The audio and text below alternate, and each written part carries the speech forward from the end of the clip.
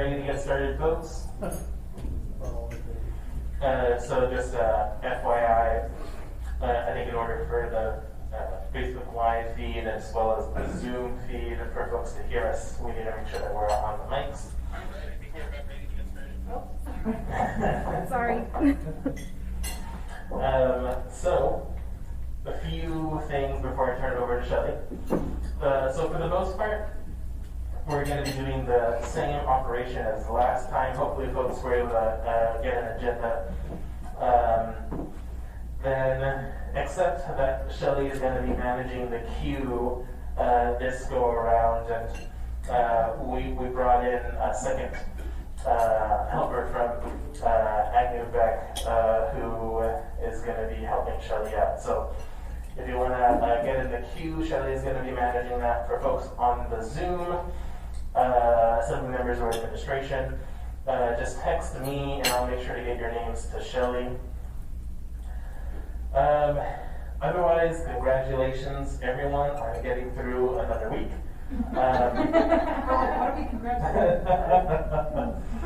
I feel like, that's pretty much we're at that point where we can congratulate ourselves. I'm looking forward to another productive all-day meeting today. For the public on Facebook Live, I invite you to ask questions and leave comments, and we'll get to those periodically. Big thanks to Cameron and Shelly and now Molly for helping us out and getting us ready for today. With that, let's go ahead and do a quick introduction around the table and then turn it over to Shelly, just so we can get all of our names on the record. Also want to confirm with Jennifer, so the recording is on? Yep. Okay, great. So let's go ahead and do introductions. See, told you, you'll make it right on time. Go ahead and start with you, John. John, you're on time. You're about time. That was John Welton. Yeah, you're not. Thanks, Otto.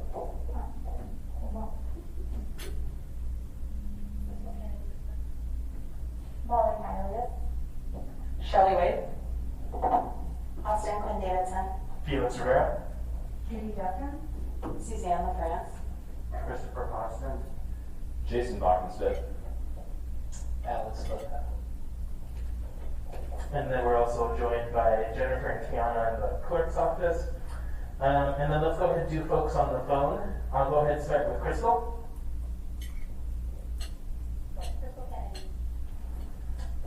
Jenny.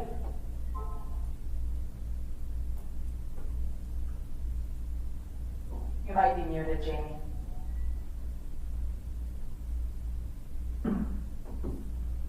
Okay, I can't hear her, but we are joined by Jamie Adler.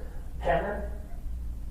Yeah, Cameron Forever, yeah. And then Pete Peterson is in Iowa, I believe, right now, so he is out of state. Do we have any administration folks on the Zoom? Good morning, Felix, Director of Economic and Community Development. This is Carolyn Hall, Mayor's Communications Director.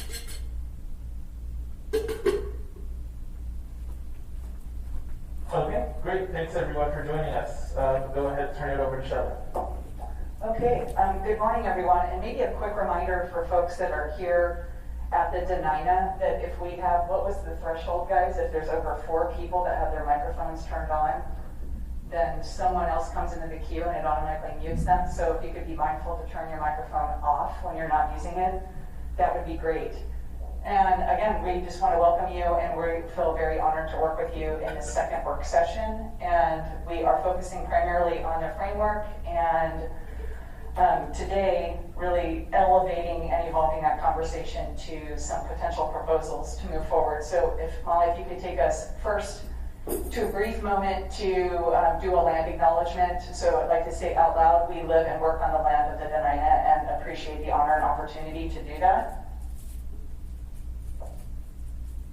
And we've already done introductions, and so that takes us to, as a reminder, and as I just mentioned, that our focus today, which is divided into little slices that are primarily aimed at really establishing a shared understanding of the COVID-19 resources that you've received to date and what you've expended to date. So we did hear from Jason and others at the last work session about where the municipality is at with those current resources and with the CARES Act funding specifically. And then we'll take a little bit of time to come back to the framework that we introduced 2 weeks ago to really confirm that that framework has the right components and talk a little bit more about the process for prioritizing proposals, and then spend the majority of our day today really identifying those assembly recommendations for the remaining CARES Act funds. So, and then of course talk about a timeline for any next steps that are associated with this process. So before we dive into the details, we thought we'd take a moment to hear from assembly members directly, and then administration as you guys would like to share. What is the one thing that you would say would define success for you today? And so we could start maybe to my left with Meg, or start John's pointing somewhere. Start with administrator. You're saying don't start with me. I hear you. Okay, how about you, Austin? You want to start? What's the one thing, if you walked away today, you feel like it was a successful day? That we have some sort of package to bring forward on August 11th. Thank you. Felix? Yeah, I think you're probably going to hear a lot of the same. My iteration of that is that we have some type of package that we can get into the public's sphere so that we can hear from the community. Thank you. Feel free to share. Yeah, if you want to. Or not. Or not. Okay, she's passing. Suzanne? Thanks. Yes, I agree. Some kind of package to share, and also an idea of who's working on what remaining areas that we talked about today. Thanks. Yeah, pretty much the same, though I would suggest that also, of course, to determine the final priorities if we don't get to the point where we have a full package, so that it gets out there to the public and we can have a method to come back with that input before the 11th, so when the 11th does land, that we do have that package ready to go. Thank you. Jason? I don't think I'm going to disagree with pretty much everyone else. I think if we can have a good understanding of what a package looks like, so the administration can have some time to kind of put together all of the required documents for the August 11th meeting, that would be great from our perspective. Thanks. Alice? Just to provide everybody with the support they need to make those decisions. Okay. Thank you. And how about John? Well, that was easy. I was thinking more expansively, like we have something ready, and maybe a focus for me is to get the economy working in more of a normal way, where people have jobs and they make money, and they decide which businesses get that money and how does that flow, and have all that ready in time. Thanks. Thank you. Package.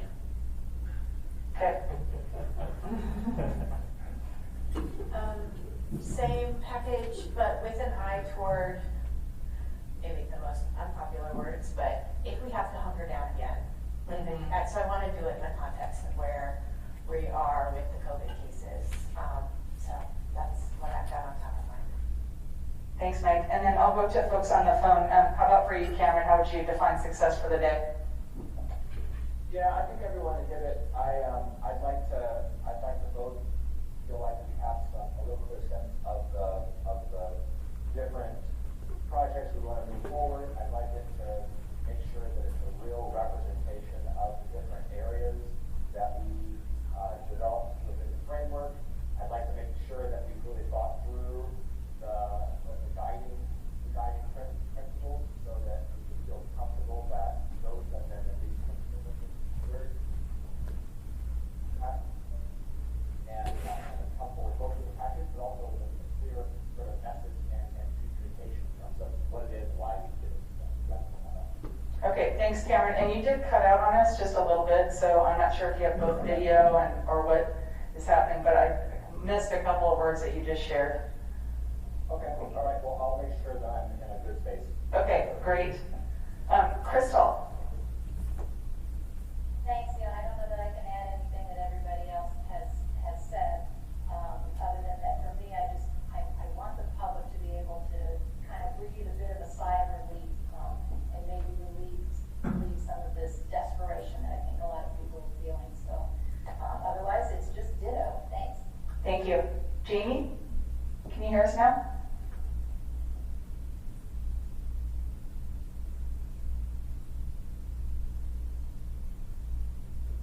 Okay, and then Chris, anything that you would add? Chris Schutte? Good morning, everyone. Thank you. And Shelley, thank you for a great plan acknowledgement. I'm just going to follow the lead of my fellow administration members and say that we hope for today's outcome to be both a helpful discussion around the themes and ideas generated by the assembly members and the community, and look forward to being a resource in those discussions. And I will pass the mic to my coworker, Carolyn Hall. Good morning and thank you. I don't have much to add beyond what Chris and Jason have already shared, except that I look forward to doing my part to help with communicating with the public about the CARES Act funding package. Thank you. Thank you, Carolyn. Is there anyone that I've missed that would like to share something about defining success? And Chris, really quick, go for it. I just want to make sure I'm not missing anybody. Okay, Chris, go for it. Yeah, I'm curious if Northwest Strategies is following online or if they're going to send someone towards the end of the day. No, Northwest Strategies isn't going to be here. So the idea is that a lot of this stuff is going to be packaged by AgNewVet, and then we're going to be sending that on to Northwest for them to develop. So they're sort of getting stuff ready on the back end. Okay, great. Thank you, everyone, for sharing your thoughts there. And I think that we've developed an agenda and a process that will help you achieve those specific successes that you're hoping to walk away with today. So to that end, of course, we had some of the work session pre-work that ideally assembly members and the administration had the opportunity to work on prior to today's conversation, which would have been to really bring some of those initial ideas that you shared on the 17th to a next level and walk away again with a potential list of recommendations. So the first thing toward that end, again, that we thought would be helpful context for this conversation is, and I'm on the agenda on the second item, which is an overview of COVID-19 resources to date. So for folks here in the room, it might be helpful for you to slide around and check out the screen in front of you. So what we thought we would start with, and I clearly recognize that this might not be comprehensive, and so Jason or Alex, if you guys want to weigh in if I've missed something or captured something incorrectly, let us know. But what I understood from our last work session is in the bigger bucket of COVID-19 resources that have come to the municipality, that what I understood from last time is that there are some direct sources from federal agencies, and there's also CARES Act funding. And so you have identified the HUD CDBG funds for families experiencing homelessness, and that's a $5 million amount. And then I just thought it would be helpful for folks to understand, at least preliminarily, what the time frame is for expending those funds. And then you can see, just going down the list here, FAA for supports to Merrill Field at $18 million. Essentially 5-year time frame to spend down those funds.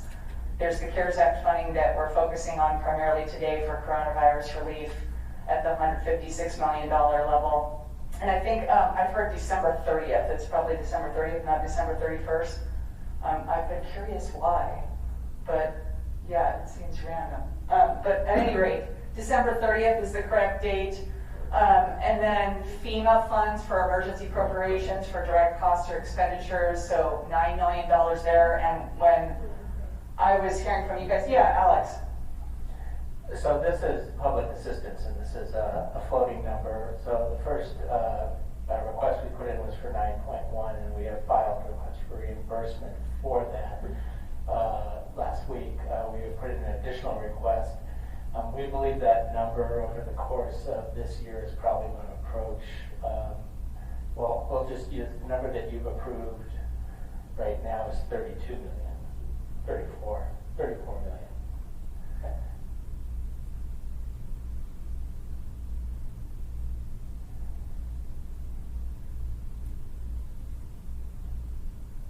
And that's 34 in addition to the 9?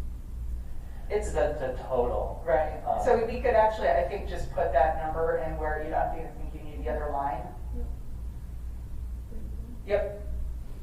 So again, just this broader context, and then the understood federal DOT or 5307 funds for transit-related issues at $18 million, and that's over a 2-year time frame for expending it. Is that off, Jason? Did I get the wrong number there? That number's close to right. I think the time frame is a little bit longer than 2 years, but Okay. I can verify that. The only other things that I would provide some edits on is the first one when we say HUD CDBG. That also, it's CDBG and ESG grants that we have received. And then the For folks that are unfamiliar, ESG is? emergency solutions grants. Thank so they're complementary to each other and go towards the same kind of issues. And then the other one that is on there that I believe the Assembly was on this week's agenda was the roughly 1.3 million that APD received through their grant, and I think a lot of that was designed to allow them to purchase PPE and some other items within the grant. Yeah, and the source of that would have been the Department of Justice. Yeah. Okay. So DOJ and DOJ. then PPE purchase, I think, Molly, for the supports. Great, great. Okay, anything else that we're missing up there? Jason, Alex? Big picture? Okay, question, John? So do I wait to you if I want to speak? Yes, sir. Okay. A couple things, if you refresh my memory what the transit is for, and then also, what would the school district get? And how would they get it? We got 12 million. The 5307 funds can be used for a variety of items, and I'll have to go back and look and what the full list is, but we can get that to you on what's available there. The school district, I believe, has received a number of different pots of money. Within the process that the state went through to essentially also appropriate the $156 million that we received, I believe within one of those packages was a significant amount for school districts across the state. And if I remember correctly, ASD's portion was somewhere in the neighborhood of 12 or $13 million just from there. I'm not 100% sure what other funds they have been able to access as a result of some of the other larger programs within the CARES, such as, we've been able to get 5307 or DOJ. Certainly, they probably have had an opportunity to apply for other grants within the Department of Education and things like that. So I just don't know what that looks like for them. But I do know about 12 million is what they received as kind of the portion that the state appropriated. I think the only other minor change that I would make on there under the FAA, I believe the Merrill Field is closer to 18.5 million. Thank you. Can I follow up? Yeah, sir. I guess the big question is, we've gotten some requests from teachers and other sources, I guess, that say, we should take some of this money and put it towards the school district, and I think for very valid uses, but should we let the school districts get what they need, let them handle their own, or do we need to augment? If we need to augment, do we have a clue where we would be helpful? That's a really great question, and certainly I think that they're just like everyone else that we have heard from. There are additional needs, and I think as we discussed a couple of weeks ago, there are some additional requests that I believe members have received, and so has the administration from ASD, to try to fill some of the gaps that were created as a result of some of the vetoes this year, specifically more around pre-K and some other issues. But certainly we should, moving forward, we should certainly keep them on our list as something that we should continue to monitor. But I am not aware of any additional requests that have come to us from ASD outside of the couple that I just mentioned.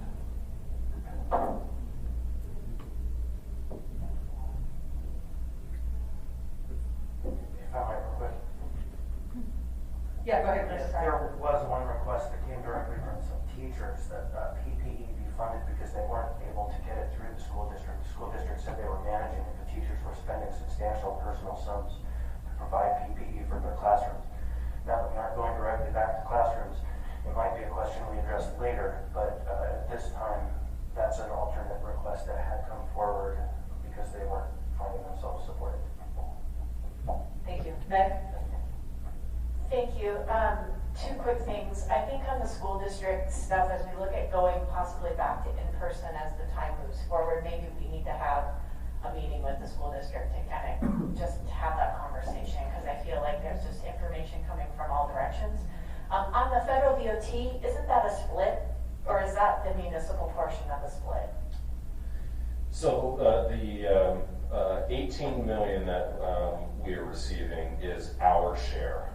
That was the agreement that we reached with the railroad in terms of what the split was between what we would receive and what they would receive. So I believe out of that, their portion of the 5307 is historically larger than ours. So what they received this year was larger. And if I can just ask or answer, I looked up kind of the eligible activities under the 5307 funds, and they include planning, engineering, design, and evaluation of transit projects and other technical transportation-related studies, capital investments in bus and bus-related activities such as replacement, overhaul, and rebuilding of buses, crime prevention and security equipment and construction of maintenance and passenger facilities, capital investments in new and existing fixed guideway systems, including rolling stock, overhaul and rebuilding of vehicles, track, signals, communications, and computer hardware and software.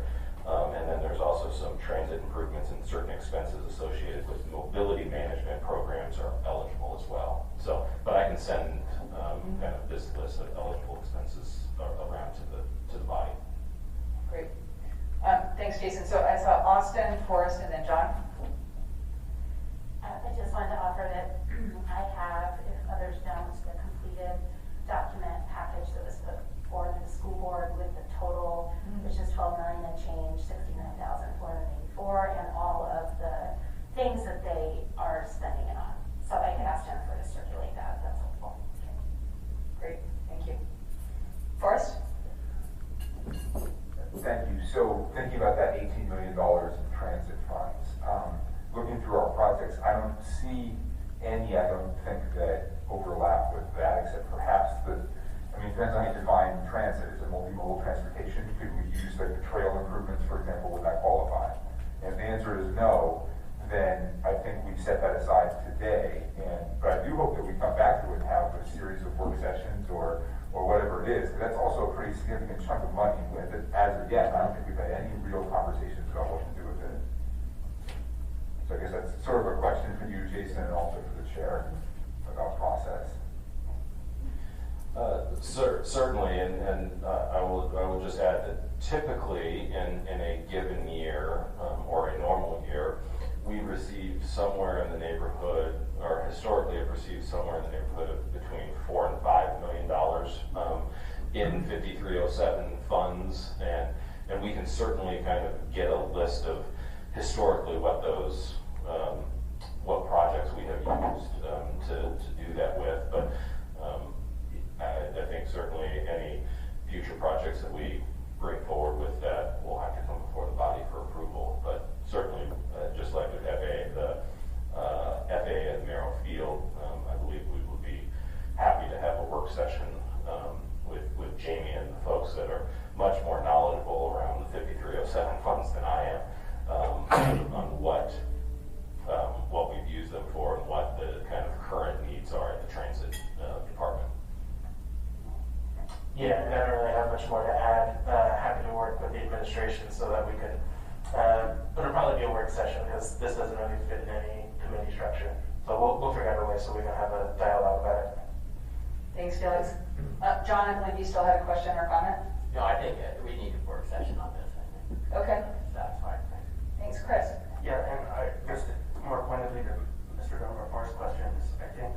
trail improvements, no, but if we're going to talk about increasing linkage on the sections of our trail system, which is the Coastal Trail, Chester Creek, Campbell Creek, all of that, yes, because those are actually transit facilities. People commute back and forth to work, but not the stuff in the hills, not the stuff in the woods.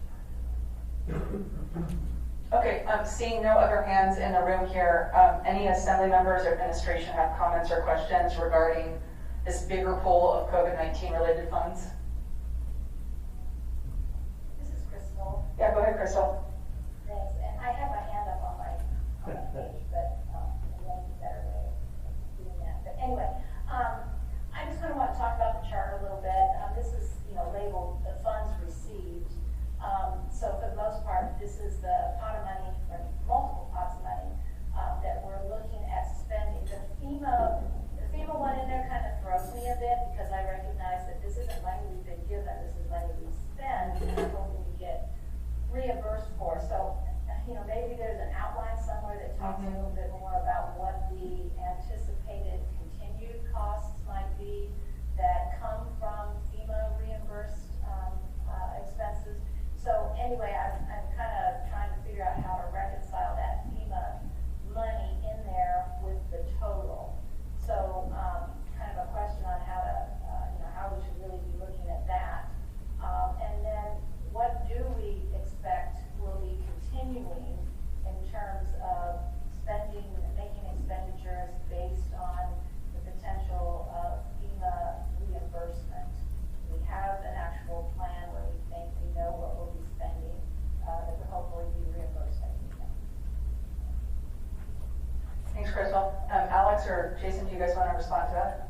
Yes, I mean, the plan is obviously public assistance will be in place as long as the emergency is in place, and so until such time as we can get infections down and cases down, and the COVID is under control, the public assistance will continue and the spend will continue. I think we can, looking forward, provide you some estimates of the burn rate. I know that a significant portion of that is going to go toward the amplified testing, which opens up today. So again, it will be completely dependent on our ability to get the infections under control. Okay, thanks, Alex. Chris? Yeah, I believe we were told at our last meeting that those dollars come with a 25% match requirement, and that probably should be reflected there because 25% of 34 million is all it is.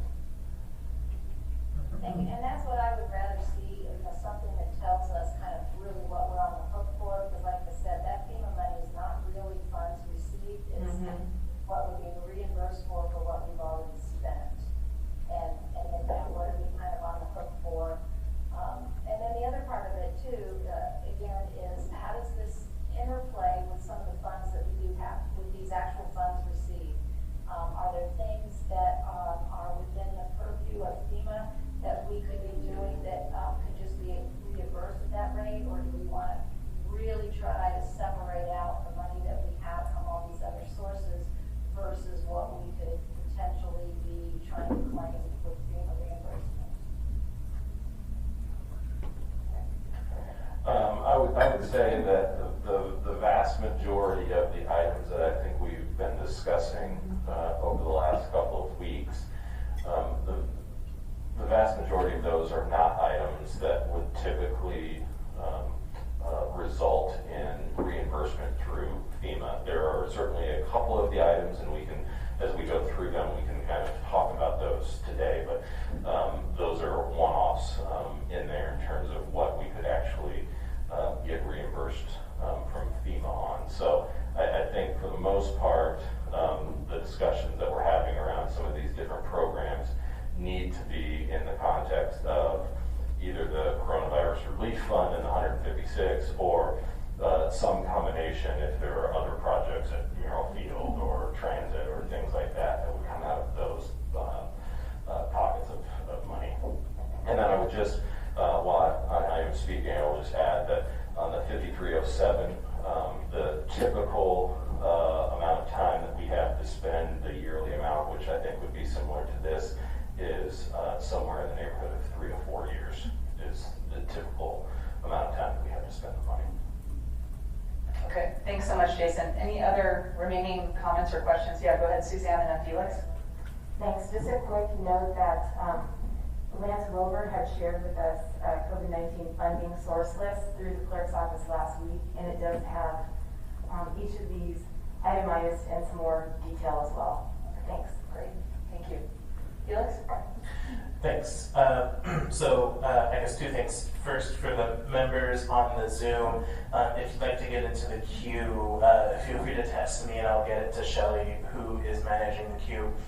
And then second, I think for the purposes of being really clear with our communication, I think the chart sort of looks like we have $244 million to spend, but that's not accurate. So if we should just try to make that accurate, I think that would be helpful for the Yeah, so what I heard up to that end was, I think Crystal's point about line 21, these reimbursables. So if we simply do the cut and throw that below, Molly, then at least for our purposes of reviewing this and having context for this specific discussion today about the $156 million of CARES Act funding, how you see that in the context of these other funds, what you have available to you. Okay. Any other comments, questions? I think, if I might, just Mr. Rivera's point would be a little better served if we actually took the CARES Act funding out into a separate pool, because that's what we're looking at. All that other stuff is contextual and important to understand. That's what I think would also be important, because that's the part we're going to focus on. That is an excellent segue to the next part of our agenda, which is really to look at the CARES Act funding. So, Molly, if you could give us the overview of that. And so we have done that exercise for you.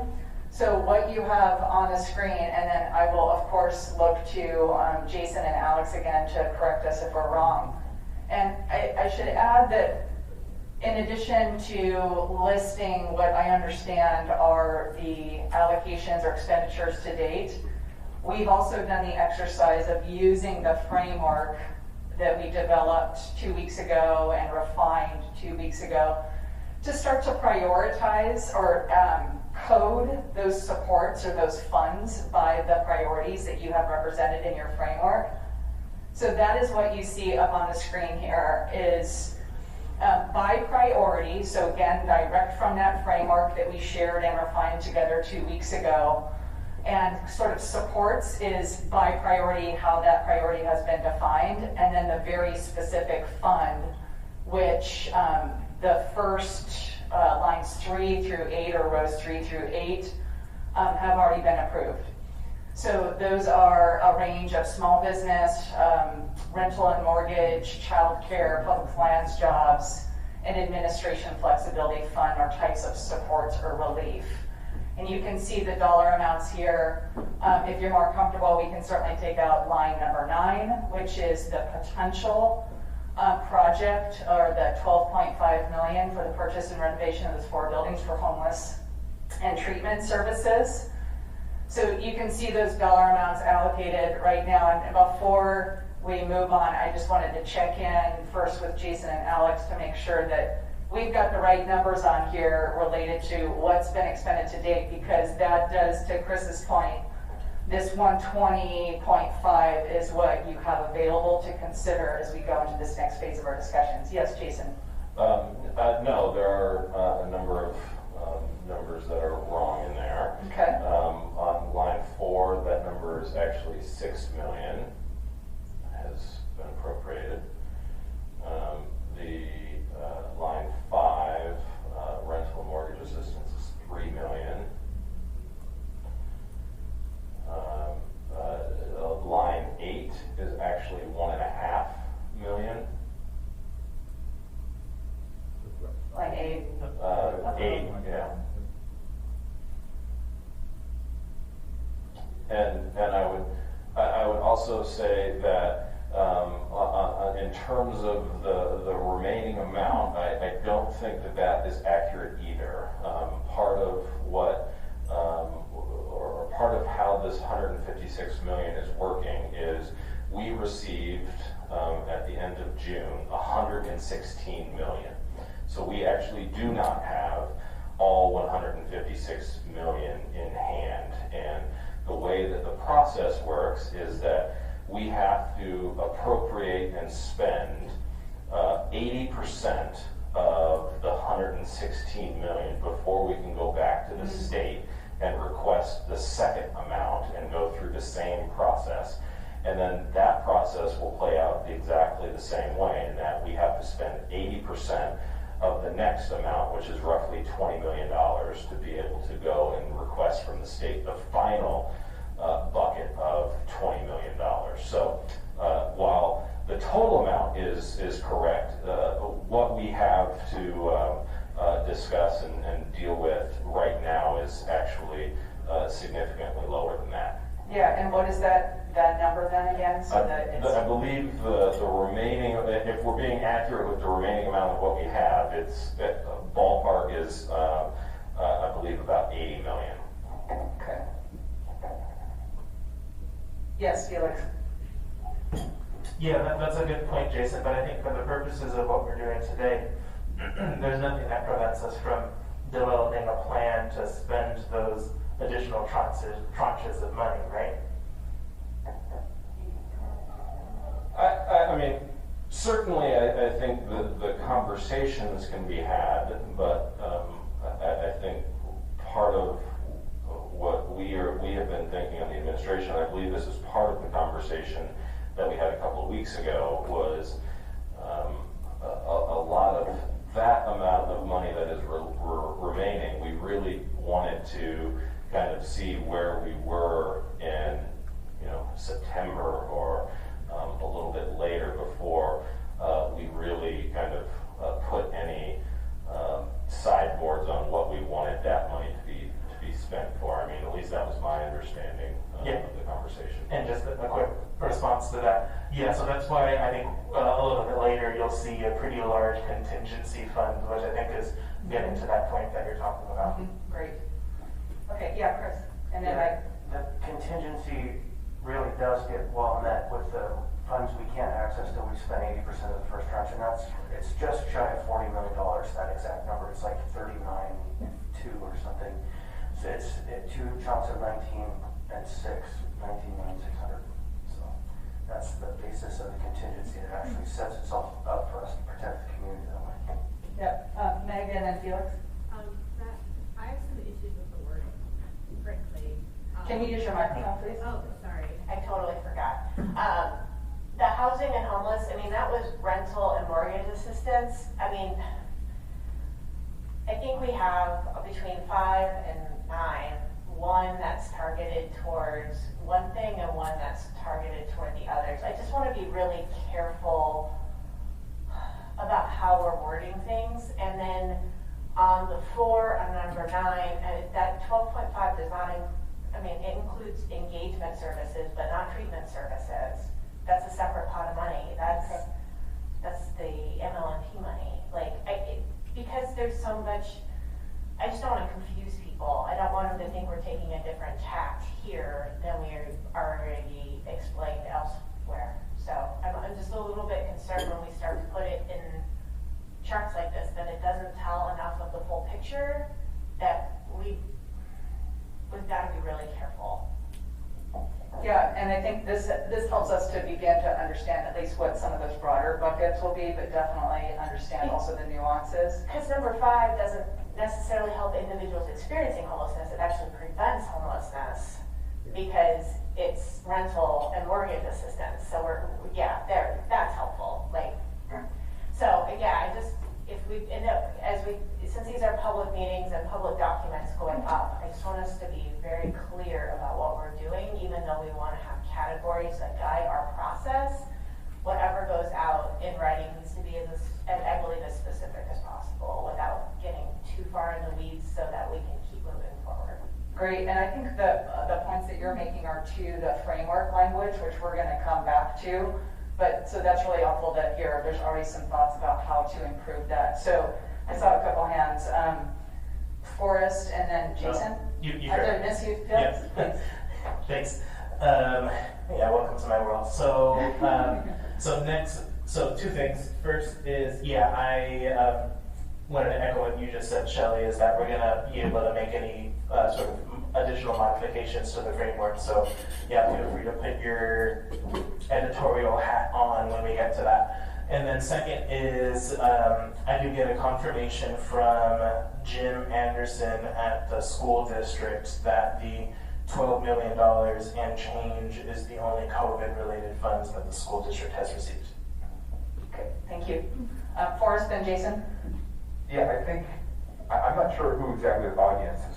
I'm not sure exactly what audience this is for. Is it for us right now to sort of help us drive our thinking over what I hope we're going to get into soon, which is actually the plan and then our amendments to the plan? Yes. Okay, because I want to make sure this is not for public consumption, because there's a pretty strong argument that number 9 shouldn't be in there at all. Yeah. We just went through a whole process of pushing it to the 11th. That has not been spent. We definitely had more of a conversation about it, but it's just as much a potentiality as, pick your program that any of us are putting forward today or before on the 11th. We have not spent that money. We have not even made a significant commitment to spending that money yet. So I don't think number 9 should be really in that chart at all. That's helpful. Yeah, so I think actually we could quickly throw that into the big proposals spreadsheet. Yeah. And back to your point that this, like the meeting that we had on the 17th, is a work session. So this is information for the Assembly's consideration as you make decisions and inform your process for what comes forward as a recommended package. So yeah, not for public consumption, but for the purposes of informing your thinking. Okay, Jason, and then John. The other items that I would add to this list again that were approved on Tuesday night was about $225,000, $50,000 for a outreach and education use for explaining what we are doing and how folks can be engaged on this process, and then $175,000 for building capacity within the Assembly Council's office, as well as Assembly aides, or I don't know how ultimately the Assembly will decide that, but $225,000 were approved. The outreach and education was 50, so $225,000 total between both of those programs. Yeah, that's accurate. Okay, and counsel, like in legal counsel? I would just call it Assembly Department capacity, because that's... Assembly Department capacity. Yep. Okay. Thanks, Jason. John? That was me. Oh, same question? Oh, same addition. Thanks, guys. Okay. Anyone else? I'm looking online. I don't see any hands raised. Am I missing anyone? Yeah, Alex. Just for edited purposes on now line 11 in the third column under 4, that should be 3 buildings, not 4 buildings. Thank you.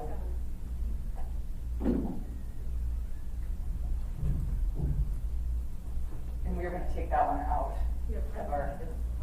Okay, great. Okay, any other comments, questions related to what you see here? Again, as context. And so the other items that are not on this spreadsheet that certainly I understand Assembly members have expressed a desire for a part of the conversation to be, I think, similar to what Crystal was sharing earlier, like how are these pieces connected, the different funding pots connected. There are opportunities that we're not bringing all of the details onto the table today, which include, of course, also alcohol tax revenues, other things, MLMP sale, and then other public or private funder investments. And so we do have a specific piece of our agenda. Well, once you come up with your recommendations, we'll have an opportunity to kind of look back at those and consider those in the context of what you understand has come forth as some potential proposals for the alcohol tax revenue and others. So I just wanted to remind us that that is, as you're thinking about these proposal recommendations, that those will certainly be considerations, but we don't have those details up on the screen for you today. So I just wanted to quickly mention that. And then also, Molly, if you could show us then, I think we're ready to move to a review of the revised framework so we can come back to this concern that Meg shared about some of the language for priorities. So I saw Chris's hand and then Felix. I understand you're going to get to a slide about the contingency, but it might be wise to add that 40 million as just one of the lines on that table because it's, in my opinion, still reflecting that there's this huge amount of money.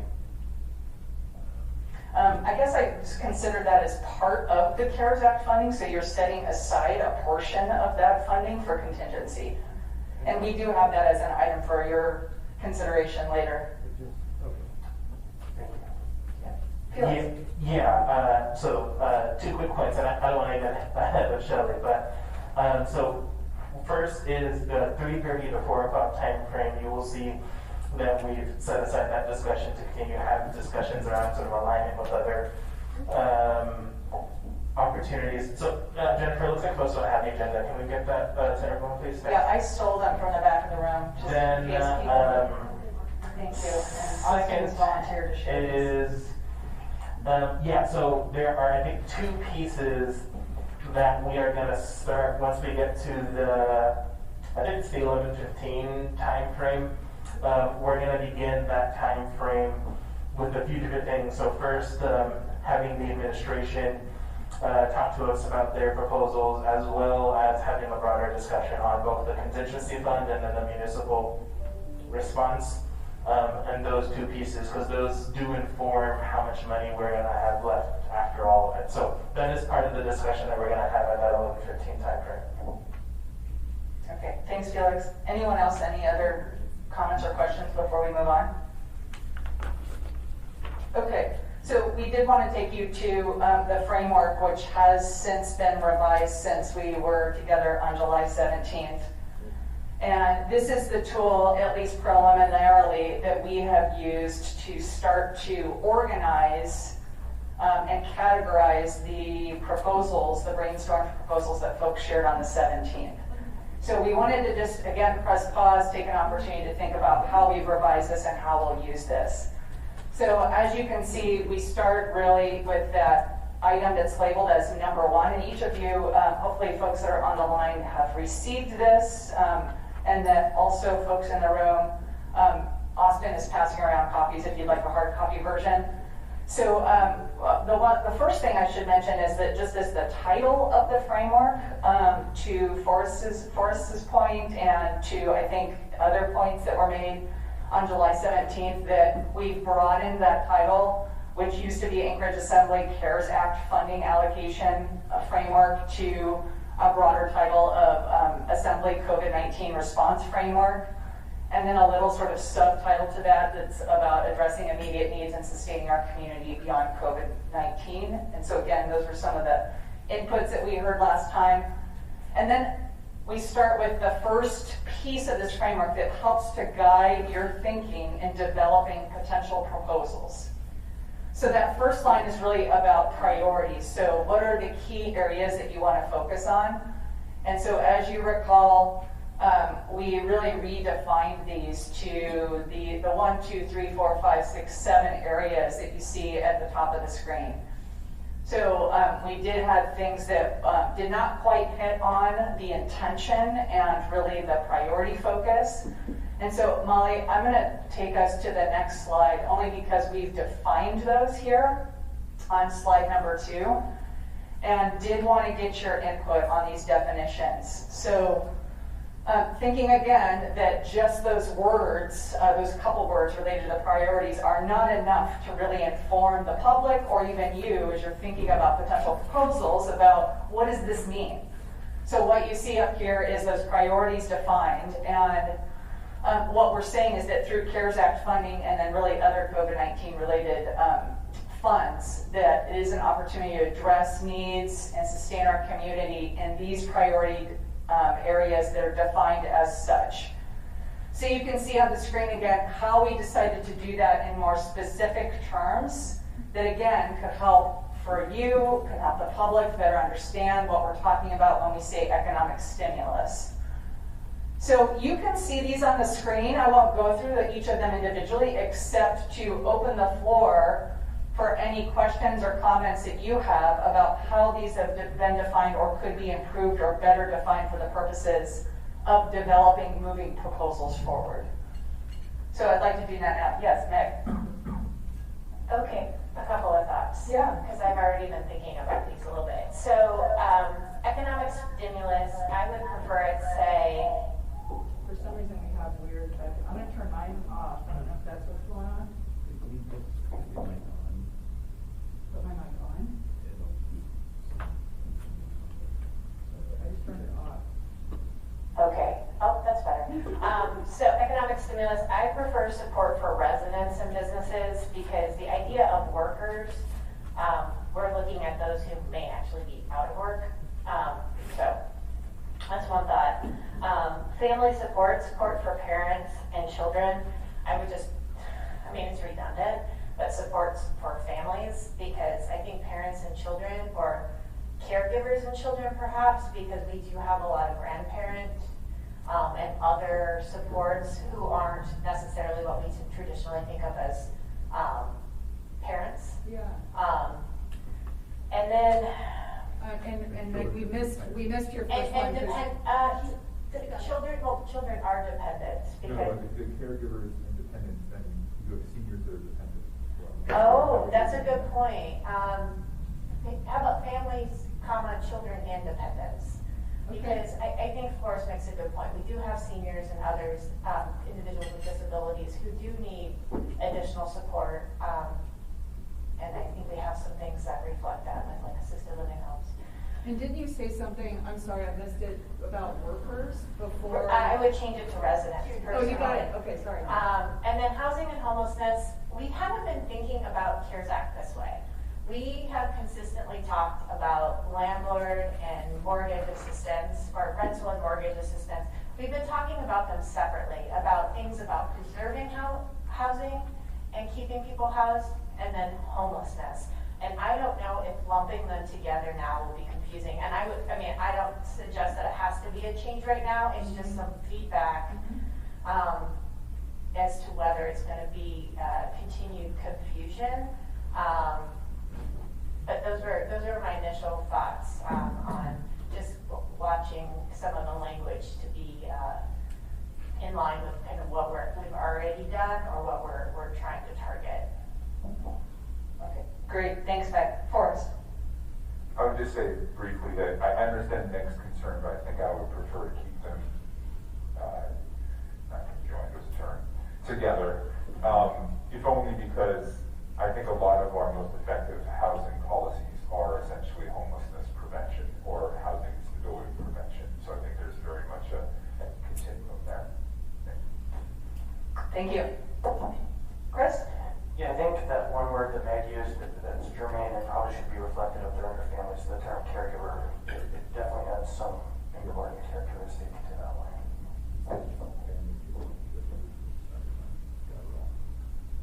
Thank you. Crystal, did you have a comment? I think I've missed you and I'm listening. Okay, thank you. Actually, this could have been discussed maybe last week. I obviously missed that meeting. And maybe it's too early to really have this conversation. But I guess I'm looking for more of a definition on family support in terms of what kinds of things that might entail. Because I'm wondering if that's all about the child care costs and the struggles and challenges with being able to provide any kind of, even if it's not child care, even if it is senior care or any kind of caregiving, or if it's more than that, if it entails having access to food, or I was even thinking, wow, can we use that to maybe get everybody a free pass to the zoo for some family support activities? But anyway, so I was just looking for what kind of thoughts have gone into that particular category as to what it might we might be able to fund in that area. Yeah, thanks, Crystal. And we've gone through, given the proposals that were shared last week, we've done an initial coding for items that are potential examples. And they do include things like childcare and food security or food vouchers, those types of support. So I think, to your point, it is, maybe it's good to just hear some ideas related to that, but we definitely have some clear examples from the proposals that were shared 2 weeks ago. So coming soon, that is coming before us. Okay, great, thanks. You're welcome. And then I think I saw another hand in the room maybe. And if not, Jamie, we've got you. Go ahead. All right, thank you. Can you guys hear me okay? Absolutely. Okay, good. So I would agree with Meg under, going back to the housing and homelessness, because there's a very big difference between landlord renters versus current homelessness. And I think those two should be definitely separate. The monies are going to be completely different and they're going to be going out in different directions. That's just my input on that. Okay, thanks so much, Jamie. Other folks, questions or comments about the definitions of the priority areas? So we've heard a couple of folks that have expressed the desire for separating housing and homelessness, but otherwise, not hearing or seeing any hands that potentially we have the right set of priorities otherwise with clear definitions. Okay, not seeing any hands. Okay, yeah, go ahead, Suzanne. Thanks, Shelley. I guess I'm still mulling over where things like food supports and the example that Crystal mentioned will fit, and I know we're going to look at other examples. But in terms of public health and safety, I don't have an answer or suggestion, but that's one where I'm wondering if it could be brought in to include wellness activities or something like that. Mm-hmm. Okay, and I do think that as we go into proposal examples and how we've at least potentially or preliminarily labeled these or coded them, that we'll be able to further define. And then if and when these are communicated out to the public, there's an opportunity to tie these priority areas to some example projects. Okay, yeah, Felix. Yeah, just because you used the word win. So assembly members probably saw that the initial version of this was added onto the addendum, so it is out in the public sphere. And then the idea is we'll have an S version, so we'll swap out this latest version with the original version. So that'll be coming up to the addendum on August 7th, I believe. Thank you. Other comments or questions about this piece of the framework before we move on down to the next tier?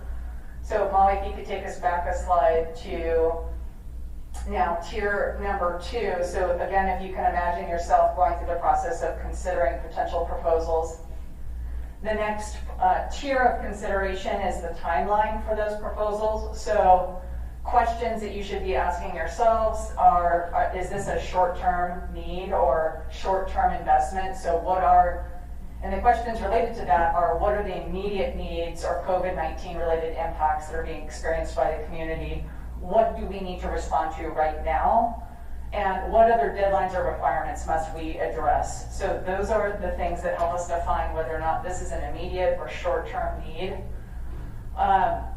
Not completely separate in some circumstances, but for the purposes of understanding like how proposals might be on a different timeline, is the idea of long-term or transformative. And so in that regard, we did not actually make any changes to these guiding questions from the last time that we met. So essentially, these are potential proposals that consider the questions of longer-term systemic changes. The proposals will have that type of impact. And then also longer-term impact in terms of improving, making the Anchorage a better place to live. Also considers tying to existing partners' plans and priorities, and then really focus on prevention or sustainability. So these again are just guides as we go through this list of what's right now about 70 different proposals that you shared on July 17th. We started to categorize those in some level of understanding about this needs to happen very soon, like within for example, the next several months, versus something that could be an investment or a priority for longer term. Yeah, Felix. Thanks. I'm actually, as I'm looking at this, I'm noticing that this isn't the most updated version of it, which is probably my bad. I didn't send it to you. So I'm wondering if we could just take a couple minutes to pull that most updated version. Okay, can you remind me of what's wrong or missing? So there are just some minor changes made. For the questions? Yeah, for that, and I think in the guiding principles as well, some minor changes. Okay, because we did include the Most recent version. No. Yeah, you should look. Yeah. Okay, let's take a quick break then. Hey everybody, let's take 10 minutes for a quick reprieve. We'll be back here at 10:40. Thank you.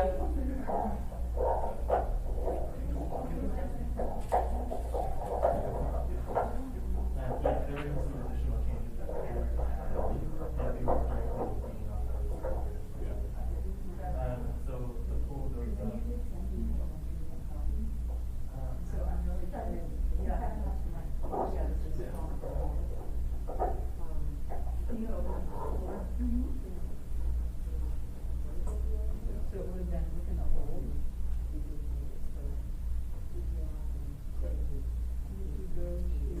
It has. Yeah, that's one of the corrected. Yeah, because we did.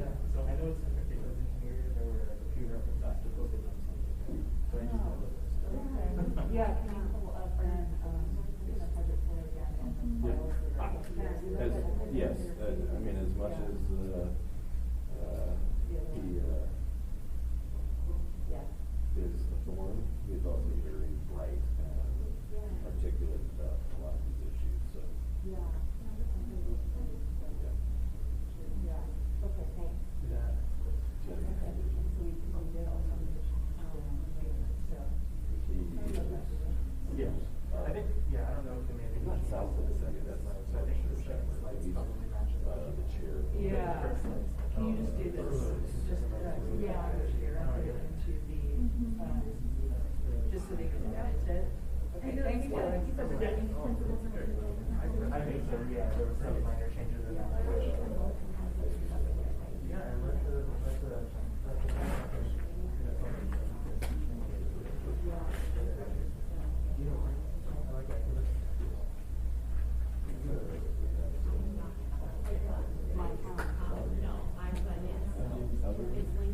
could be.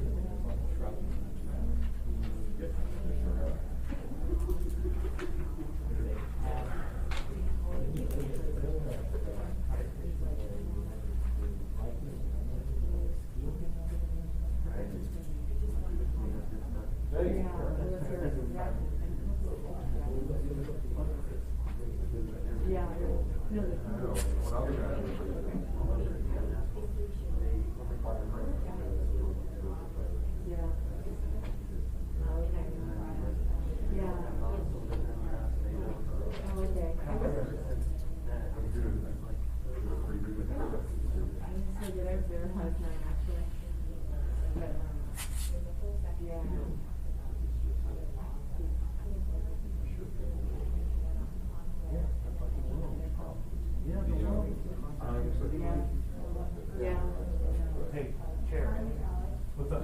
So your description of the process.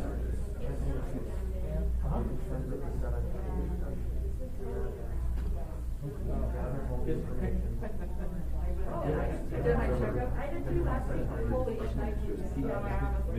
This is Yeah, so just because I didn't describe it, doesn't mean that's not. For sure, yeah. That really. No, for sure, yeah. That's all in motion, so make sure we get it out. Back to where it was, back in the early 90s. Late 90s. Incredibly precise. I mean, it's not like whatever that insurance was like. So,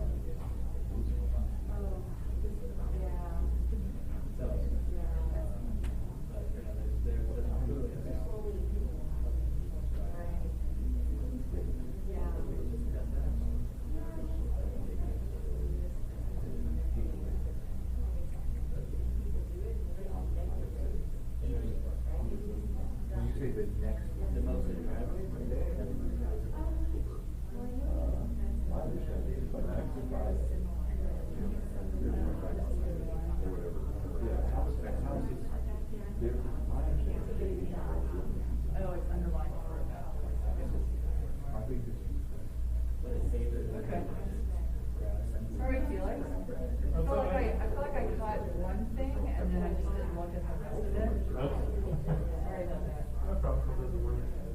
Hopefully it's not anything like earth shattering.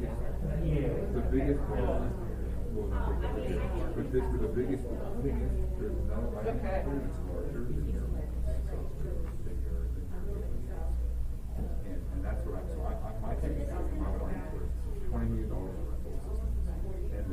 And then you have rental. Oh, okay. But like that big thing, where it's like, administration dedicates huge norms to rental systems, it's so much of the things that do it.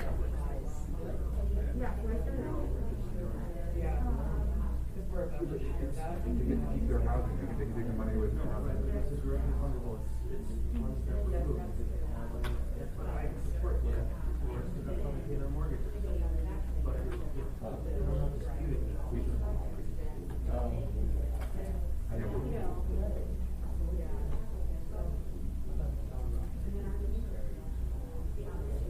Well, I think that's an interesting question. I say that does happen. But then we put, and then it turns out, turns out, that there's other ones. Are we sure that they can redirect some of that money or offset something? Or we can even go back and say, we're changing the funding source. We approved $20 million, but we're changing the funding source to this new funding source. Then we're taking another $20 million. Because I just want to rely on the public, and I really want that. I don't want to have to be homelessness and garbage money. Oh, no, it's like I'm nuts. Oh, yeah. No, I don't do that. Later. Okay. Sign me up. Thank you. Okay, I'm just saying. So I just thought I'd throw that out there. I know it's probably in your mind somewhere, but. I do like the first responders. Good coffee? Okay.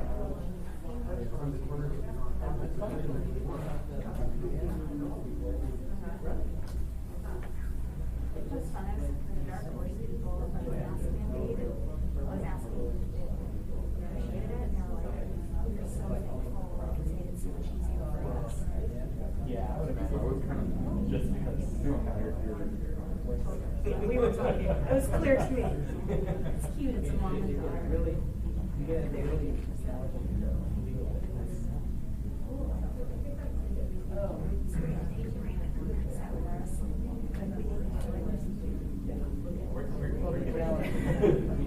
Takes a while. I thought that was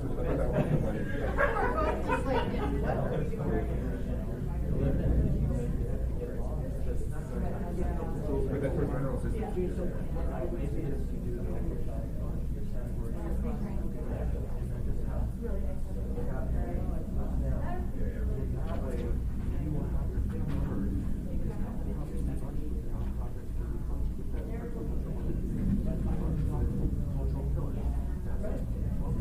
I actually think the comments have to be broken out. I mean, there is.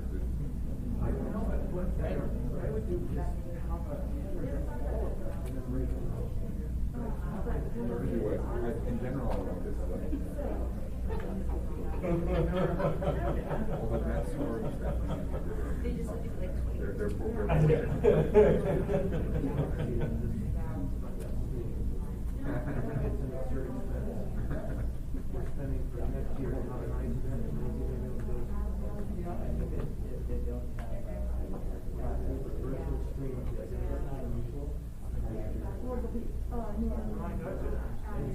Oh, yeah, we should have.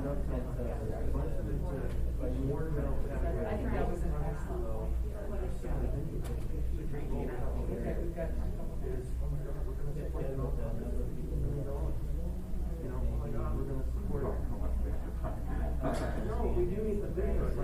While we're on break, and folks in the room, feel free to ignore me. I am going to respond to one of the questions, at least if I understand it correctly, that we received on the Facebook Live, which is asking for clarity regarding what spent means And I believe that was in relation to the slide earlier today where we talked about the programs and dollars spent in the range of 23 or on-ish $1 million. And so those are mainly dollars that have been encumbered and allocated for different programs, of which some of it has been spent. As to use one example, of the $3 million for rental and mortgage assistance, $1 million so far, maybe a little more than that has been spent. So those are all mainly in the allocated and encumbered categories, with money being spent as we get through the application and other processes. Thanks. I want to also acknowledge the comment that we've gotten regarding the VOA proposal, which I will read once we actually get to that proposal.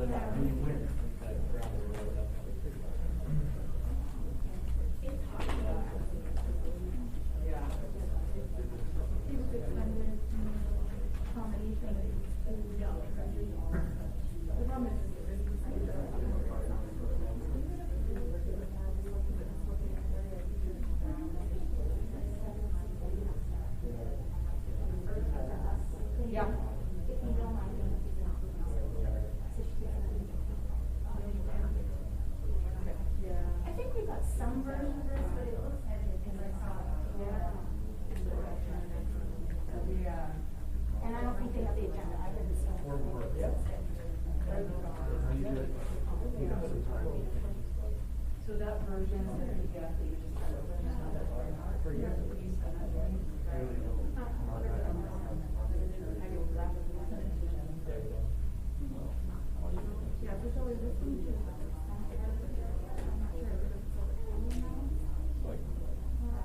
unless you want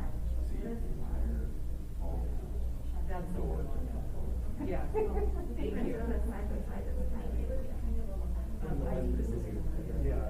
Yeah.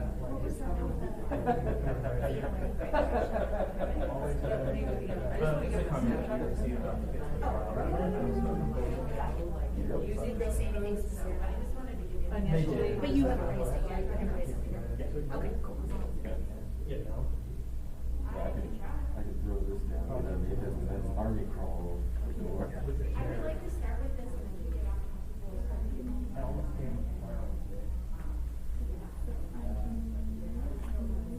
I think 9 times out of 10 we could just say that.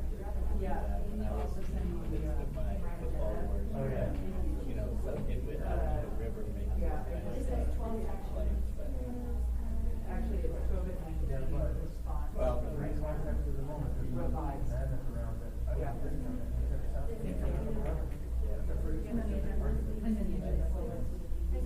Yeah, thank you. you filed something like that. What do you?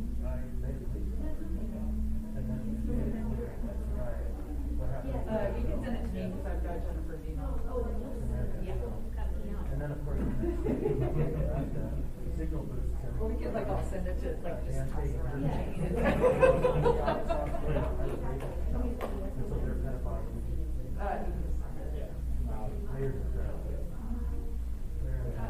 Yeah. You went over firearm protocol and minor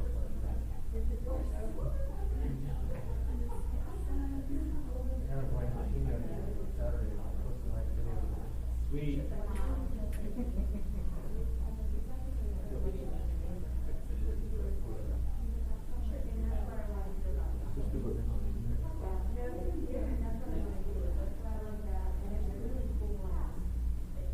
I'm super not interested in that too.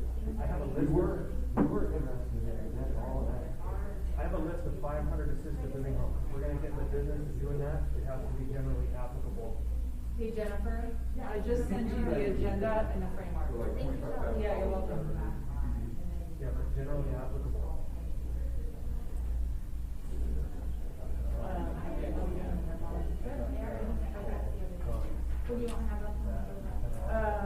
We're still on the framework actually, in the revised framework that we just did, so you're gonna be in the PowerPoint presentation, I believe.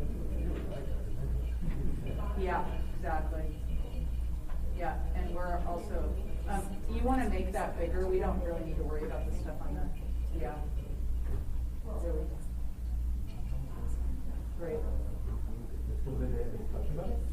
We're ready whenever you are. Cool. Yeah, I think we're ready to get started again.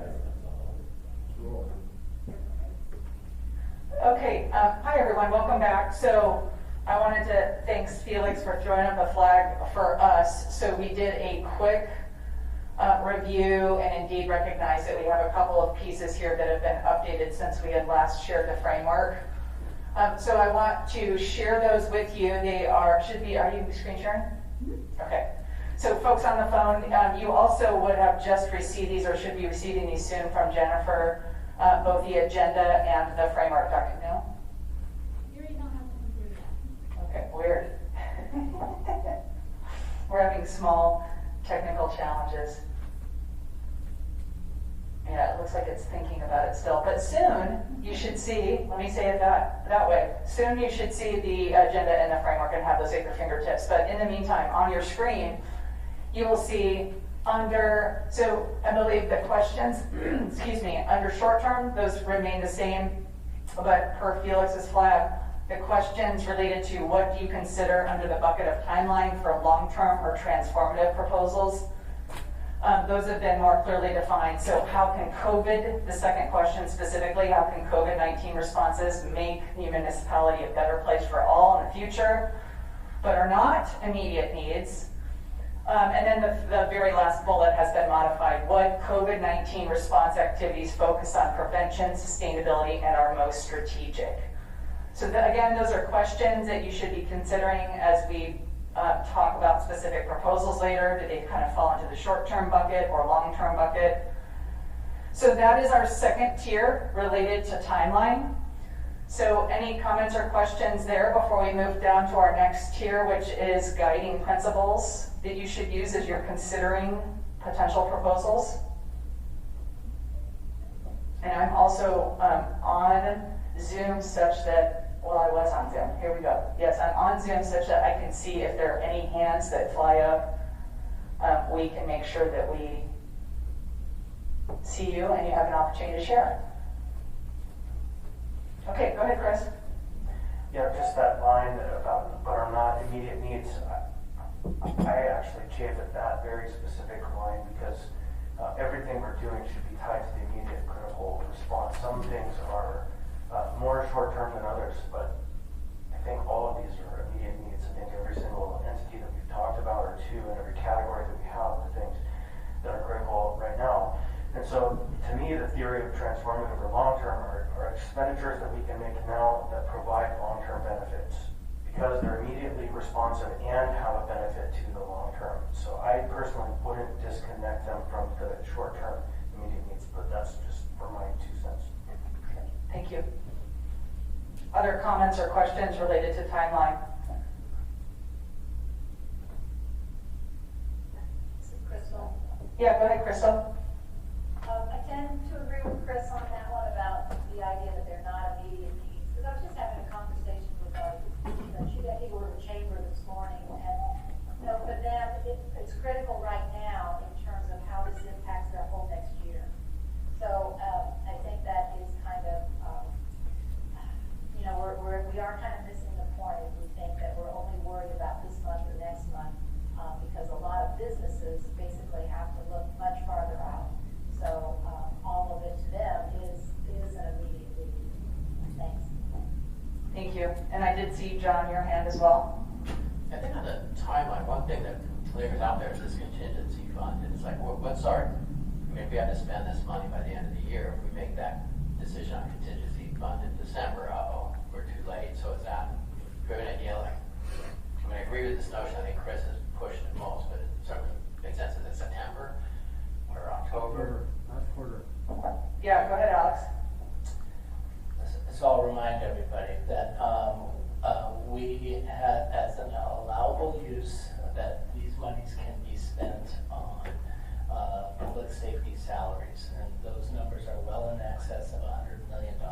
So if we spend this CARES money on those funds, what that does is that releases funds that would have otherwise been spent to fall to the fund balance. So at the end of the year, we end up with a fund balance surplus that we can use going forward. So we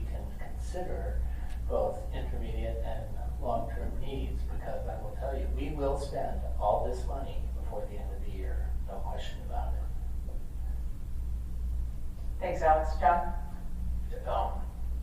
Okay, so I remember now, which sounds like too obvious a workaround to last, but how would we reflect that here? Just don't, and now we just know as we decide that we probably have 6 to 12 months to spend the money? So we would just, I guess what we're talking about here really is the time frame. So we're thinking December 30, but that's not really quite right. We have more flexibility. Certainly, and I think as we go through the day, and I believe that there will be a time for the administration to kind of lay out what the proposal that we have kind of put together, which is our attempt to try to incorporate a lot of the priorities that the Assembly has raised, but also incorporate kind of the administration priorities into a larger package. And part of that would be us laying that out as part of the discussion going forward. But that there is a piece in there that we can talk about more. And that considers time frame. So, yeah, kind of, okay. Any additional questions, John? Good? No, thank you. Okay. Anyone else? Questions related to timeline before we talk about guiding principles? Yeah, Chris? Yeah, John, there was just one other element to your question. This comment or this framework that Alex just presented or has presented again aside, we were told that we can spend money up until the end of the year. The expenses can be for going forward because we were told that the CARES Act recognizes that if you spend something on December 30th, you can't have actually received that service or good or process. And so already within the structure, notwithstanding that alternative proposal, we have more time than just at the end of the year. We just have to figure it out by then.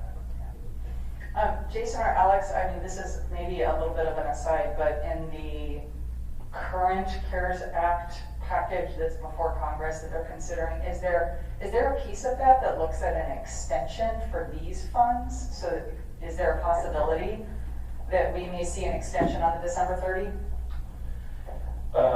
So there are a couple of different proposals that are before Congress right now. The House has already passed about 2 months ago kind of their next package.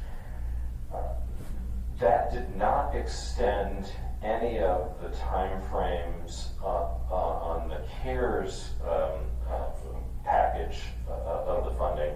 But what it did do is when it created kind of its next round of stimulus that was similar to all of this, is they actually extended it multiple years within there. So it wasn't going to have to all be spent within a certain time frame. They actually provided a lot of time flexibility.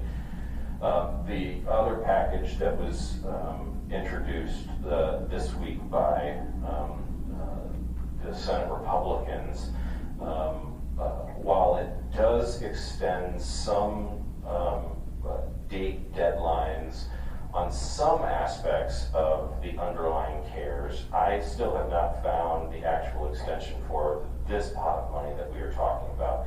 But I will say that part of the conversation that is happening is whatever negotiated stimulus package, that there could potentially be some language that does provide not only some date flexibility, but also some additional flexibility on exactly the types of things that this funding can be spent on. So a lot of that is still somewhat up in the air, and I think there's going to be a lot of sleepless nights in DC over the next week as they try to reach a deadline of sometime next Friday before they leave for their August recess. Okay, thanks so much, Jason. So I know there were a couple of hands that came up online. Cameron and then Jamie.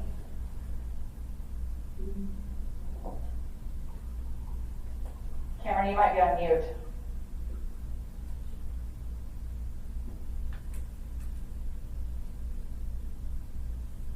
Okay, Jamie, how about you? Did you have a comment or question?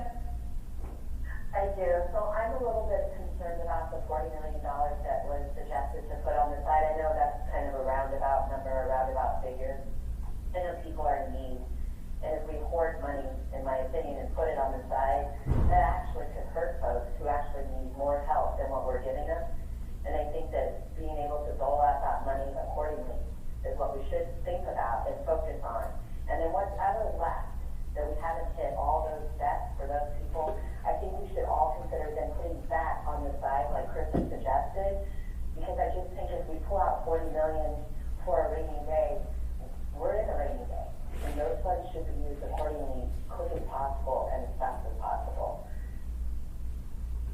Okay, thanks, Jamie. Okay, I'm not sure, Cameron, if you could hear us now, if you still had a comment or question, but we're going to move ourselves along. So we do have the guiding principles that are before you, and so I'll just make the general ask. If there are any member comments or questions related to the guiding principles that you need clarification on as you're considering proposals.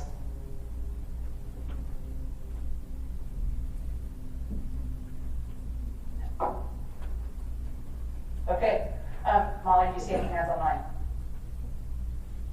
Okay, hearing none, it sounds like we are ready to move on beyond clarification and support for the response framework, and everyone is on board with how we've made these revisions and addressed your specific questions or concerns, which takes us to the next part of our agenda, which is really how do we now use this framework and do a prioritization process.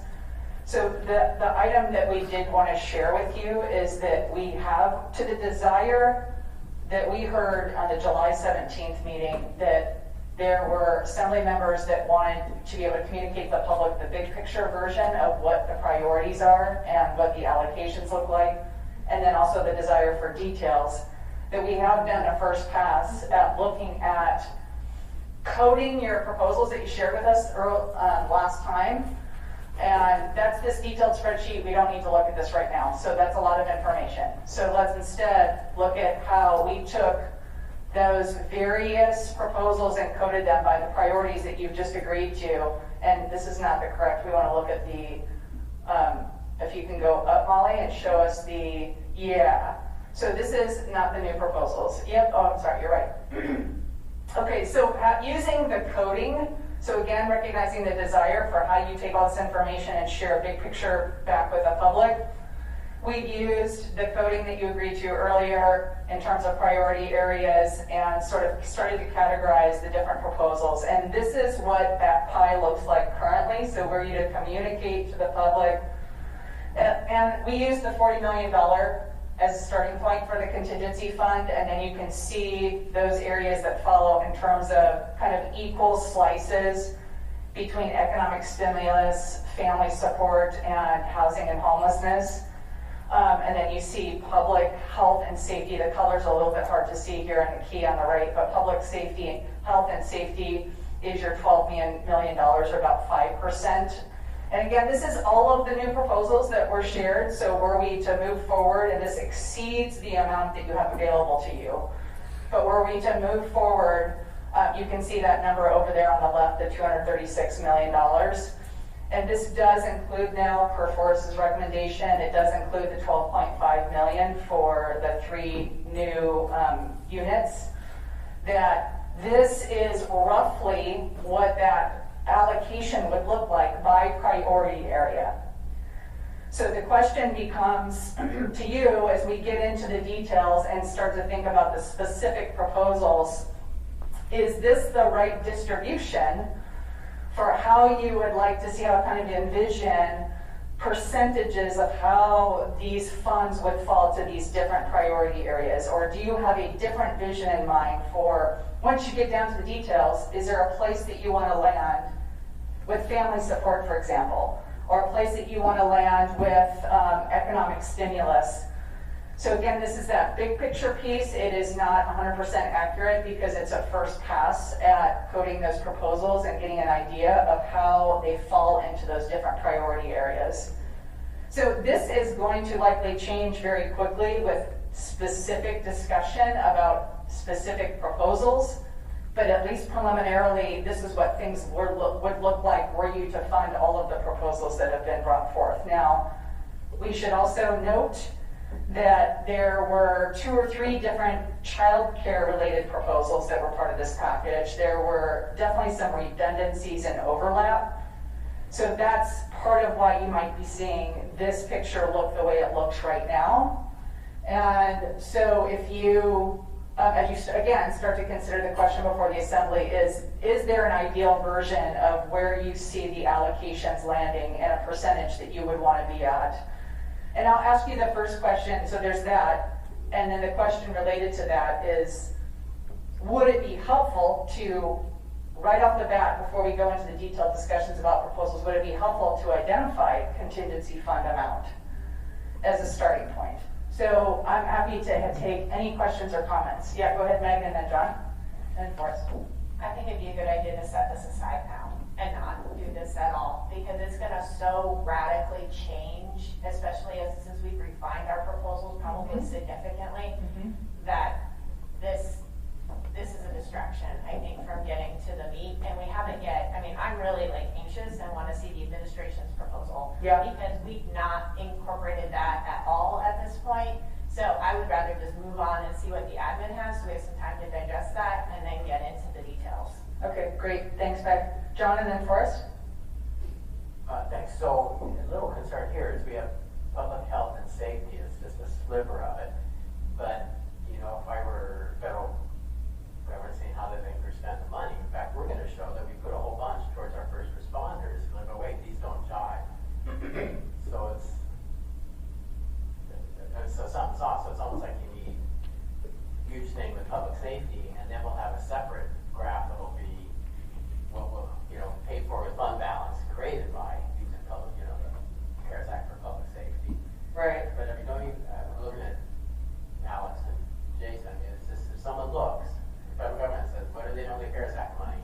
This doesn't match what you're going to show them the true flow of dollars. Is that an issue?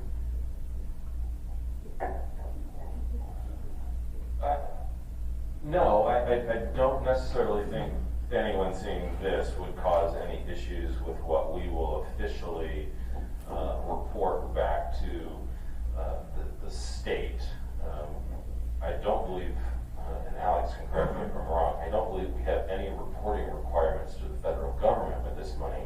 What the grant agreement requires is our reporting back to the state, and then I believe the state probably has some responsibility to then compile every local government in the state and what they have done with it and report back to the federal government. I think that's the way that the process will work. Okay, thanks, Jason. I'll just confirm that what Jason said is correct. Okay, thanks. Forrest? Yeah, I think John's comment is actually a symptom of what Meg is getting at, and so I just want to agree with her. I think we should move beyond this and get to the administration proposal and work from there. Okay, great. So this is a tool, I'll just share that this is a tool that you'll have available to you that we could quickly code the projects that you land on and be able to communicate to the public where you are in the big picture version of this. So, okay, with that, hearing you loud and clear, unless folks need to take another break, I think we're ready now, Jason, for you to go online. And I believe Molly's going to stop sharing, and so you have the ability to share your screen now. Actually, want to make sure that you have a hosting ability. Or are you able to jump onto shared screen? I am on, but when I say share screen, it says host disabled participant screen sharing. Okay. Can you make him a host? Jason Bockenstead.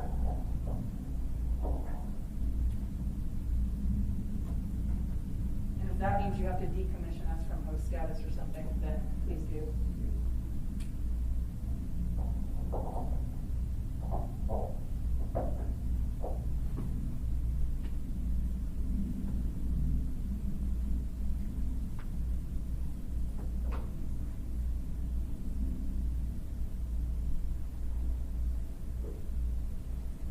Okay, we're on.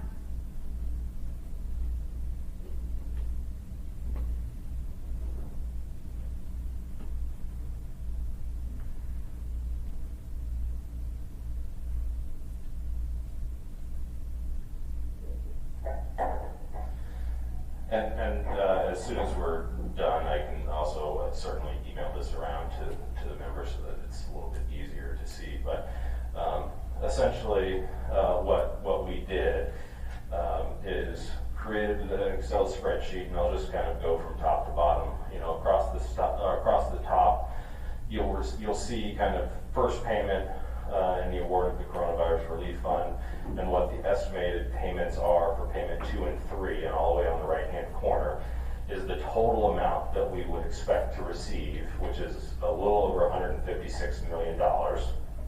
The first kind of tranche that you will see, the italicized figures, are what has already been approved by the Assembly, with the very next column being the Assembly document that approved those items, and then finally the dollar amount associated with each of those. And I think, as we've discussed, that comes to about $25 million so far that has been approved for small business and nonprofit relief, rental assistance, child care relief, jobs package, and then Assembly department capacity. The very next one on the list, the bold one, is the proposed property acquisition. Since that one is before the body, I decided to separate that from all of the other conversation that we're going to have. But certainly, since it's proposed $12.5 million coming from this, I wanted to incorporate this in that document. So kind of going through kind of the list that we have put together based on all of the conversations that we've had over the last couple of weeks on different priorities. I'll just kind of run through them and then describe why maybe a couple of items that members are probably going to ask about why they are not included. But Jason, really quick, I'm going to interrupt just with a little process thing. So I've had a request for a hard copy version of this. So can you email this to somebody right now? Sure. Maybe that's Jennifer, or you can even email sure. me. Yeah, and then we can make that available to folks. So that may take us a little bit of time to do that, but we could begin that process. And Chris, did you have a process thing? Yeah, can you watermark that as a big fat draft underneath it? I just want to make sure that at the top of it, it says these are not final decisions, but this is our working document. Yeah, and then we likely need to also share this with, I know Jason, we're doing this live, also need to share with Assembly members that are not present. Okay. Does anyone know when you're in Excel where the watermark? I don't think there is on Excel. You could take this whole thing, put it in Word. Yeah, why don't we do the top line, just add a line that states it. Yeah, there you go. Expressly, just say draft. this is a draft document, we're working on this. I look forward to the various Facebook posts where they just cut off the top line. Yeah. Add a column and Yeah. every cell is filled with draft. Jason, you just want to search for it? And the text name draft water. Do we want to take a quick break while you're... Could you just send that to someone else to deal with that? It doesn't seem like they should have to. Jennifer's the one doing it. Oh God, now my computer is all types of.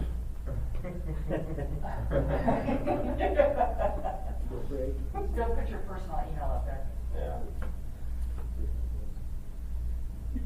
Well, I will send this to Jennifer and let her. Have to get to all the numbers on the front too. Yeah, excellent. Yeah, and then if you want to share it with me, Jennifer, we're going to play email tag. We can print it over at our shop across the street. Okay, I just sent that to Jennifer. So Great. she should be getting it soon. Okay, thank you. Okay. But so I will run through kind of the different categories and what we have kind of put together. And again, I will talk about a couple of areas that members might not see in here. But starting from the top, I think we have certainly spent a lot of time around the issue of the required 25% local match on all public assistance from FEMA. As Alex mentioned earlier today, we are up to $34 million that the body has approved in emergency spending that ultimately we would expect to request reimbursement from FEMA. So 25% of that is $8.5 million. So we're setting that aside for that. And essentially the way that I will run through this are in some broad categories. So the first couple that we'll run through are more MOA related, and then we'll get into a couple that are ASD.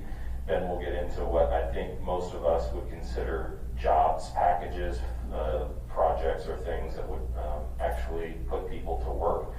And then kind of the final kind of categories I would put around as either some type of small business or nonprofit, relief that would go directly to those types of entities. So starting kind of with the MOA side of things, I think as we have also discussed, there's some additional capacity that we would like to build at our health department, and that includes bringing on an epidemiologist to help, as well as expanding the number of public health nurses that the health department has. So that number we're estimating for the rest of the year at about $2 million to be able to do that. The next two, in terms of the library and permitting and planning on COVID-19 measures, each of those locations have some really good ideas on how to do some either technology upgrades or improvements that will allow the public to better interact online without necessarily having to come into any of these locations to do some of the work. Obviously, being able to do that this year will be super helpful, but again, these upgrades hopefully would last far beyond the rest of this year and actually provide a better experience for the public going forward as well. The next one, the Healthy Spaces Unit, is something that we have been working on, and essentially it is our idea that we'll bring forward that would provide year-round camp abatement. Part of the proposal in this is that for us to be able to do that, there's some additional capital requirements in terms of buying some additional equipment that would be necessary to do this year-round. That is part of that. And then obviously the associated cost with doing this year-round and not just for the period of, I believe, around May to October right now. The other one is the one that we've obviously talked a little bit about so far, and that is the first responder payroll reserve, about $25 million. And again, for a number of reasons, we would like to be able to do that. That would obviously create a fund balance that would remove some of the restrictions on the date and the time on how we can spend this. But certainly it also is easier on the administrative side for us to be able to just simply report this is what we're doing. And I think I've talked about that at the last meeting, that there are a lot of administrative issues that come with all of this, both on the reporting side and also administering this, that the easier that we can make that for us, I think the better it's going to be in terms of us being able to process some of these. The next two are ASD related. I think we've had the conversation about the mental health clinicians and being able to add some additional capacity within the school district for students to be able to have master's level mental health professionals be able to talk through any issues that they are experiencing. Certainly I know there's some issues that we will have to work out in terms of how that is actually implemented and things like that, but we believe that's a good idea. The pre-K funding, I believe that the school district has probably emailed most of you and have talked to us. This number was originally a little bit higher than this, but I believe they were able to find some money or move some stuff around. Ultimately, the request here is as a result of some of the vetoes that happened earlier this year to be able to fully fund their pre-K program. So it's only $250,000 now. So then going into the next kind of couple of lines, these are what I would consider kind of direct jobs programs that we could actually quickly for the remainder of the year get quite a few people back to work. The first is we've spent a lot of time working with AHFC and RollCap on a weatherization program. They believe that between now and the end of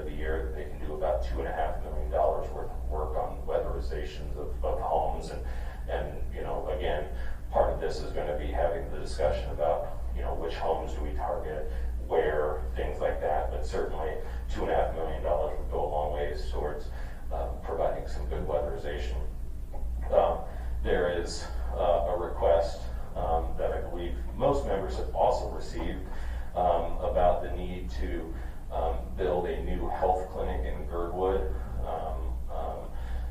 This is very close to shovel ready. There's still some work that needs to be done, but $5.5 million would get them a brand new state-of-the-art health clinic in Girdwood, and I think a lot of folks, just based on how dangerous the Seward Highway is and some other issues, that this would be a good investment for that area.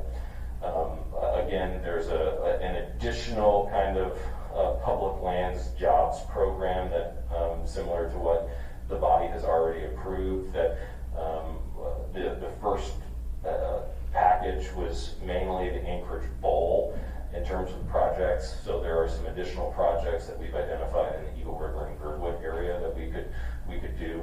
Certainly there are some additional projects within Anchorage that we could also potentially add. And I see Mr. Weddleton's hand up, so I'm happy to kind of take a question. I just, on the version 2, I'm sorry, which numbers? Line 28, or Eagle River, Girdwood. I think some of those projects are like more turning an arm. Is that correct? Or are you just looking at things that are actually in Girdwood like that? Mr. Schutte, are you on the line? You worked on this one a little bit more than I have. Yes, can you repeat the question? It was very quiet. Should turning an arm be added to that list? Because I know there were some fairly simple projects in Byrne and Indian that have been kicked around. Yeah, thank you. Yeah, through the chair, I can't speak specifically to turning an arm projects. The Girdwood area projects that were put forward came out of the Girdwood area manager's recommendations of shovel-ready projects that could take advantage of the intent of this program, which is to put unemployed, underemployed, or furloughed workers back to work. Okay, I think that was the Alaska Trails. See more information on some other projects. Okay, thanks.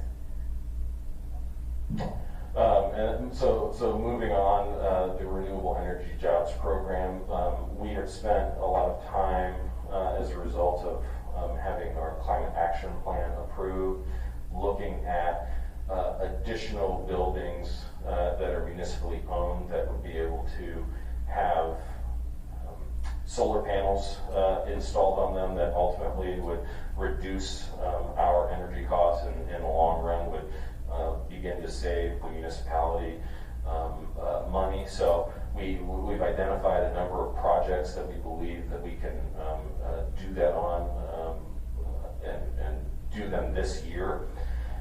So that is kind of the direct jobs package that we have identified. And then the rest are what I would consider more small business and nonprofit kind of grant-related programs. The first is, I think as we've heard quite a bit over the last couple of weeks on the small business side, that the tourism and hospitality industry is definitely hurting as a result of everything that has happened. So we believe that we can do something there.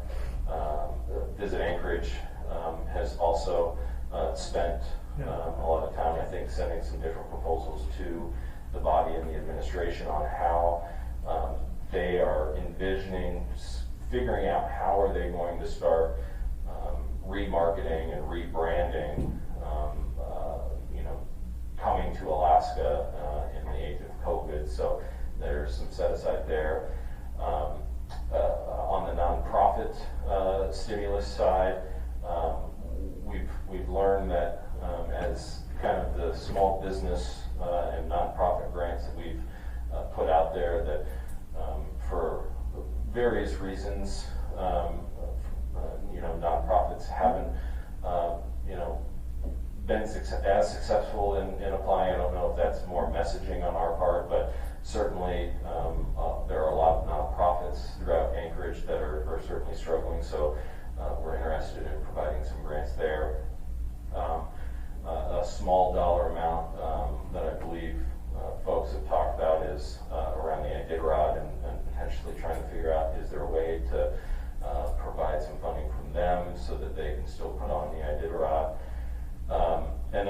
next two are somewhat related, but they're around arts and culture and cultural pillars. So the museum, the PAC, the Alaska Native Heritage Center, are certainly struggling as well.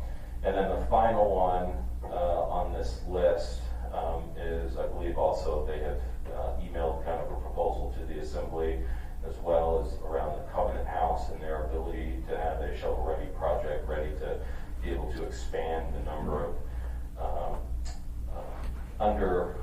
underaged homeless in our community and be able to provide housing for them. Certainly, when you kind of look at all of this and how it adds up, including what has already been appropriated, what is proposed with property acquisition and needs, the total comes to a little over 104 million. So that means that there's about 12 million in kind of the first tranche that we have not kind of divvied up or appropriated. And that's where I kind of want to spend just a minute talking about a couple of the areas that were not included in here that I know a lot of members and certainly the administration is very interested in providing additional relief. So I'll kind of go through each of those. And the first is in regards to kind of a direct stimulus. Some possibility of the muni providing direct cash grants to individuals maybe making up a certain income threshold or something like that. The second is around child care. I know that there's still a lot of interest in the issues around child care. And then the final one is certainly around the rental and mortgage assistance. And very quickly, I will just say that as we have talked about, there is a lot of debate and a lot of effort being put into crafting another large federal stimulus bill. And part of the reason why these three programs were not included in what we are putting together as kind of a starting point here is that these are three areas that there is a lot of bipartisan agreement on in DC to include in the next package. I think that both within the HEROES Act and the HEALS Act that are kind of the starting points for both the Republicans and Democrats, there is an additional $1,200 payment to those that I believe make under $75,000 a year, $150,000 combined household, with an additional $500 to $1,200 payment for those dependents, either adult or under the age of 18 dependents. So certainly there is agreement that whatever comes in this next package, there will be a direct stimulus. Child care, again, just yesterday, the House passed a very large child care relief package, somewhere in the neighborhood of about $60 billion. And within the HEALS Act, there is about $15 billion that will be dedicated towards child care relief. And just to give some context, within the CARES Act, the Child Care Development Block Grant included about $3 billion. So even within one of the packages, there's about 5 times the amount that came through the CARES Act that could potentially be dedicated to child care relief. And then the final piece is the rental assistance. And in both packages, there is additional funding that would be given to the states to help with rental and mortgage assistance and essentially, preventing homelessness. So that is all somewhat of a preview that says we're hopeful that there will be some sort of federal stimulus package that is passed in the very near future that includes each of these. If there is not, I think that is why the administration has not kind of divvied up all of the first 116 million, that there is still 12 million that could be dedicated to, in some form or fashion, each of these buckets. But certainly, we should know in the relatively near future whether Congress will actually pass some sort of additional package. Again, understanding is that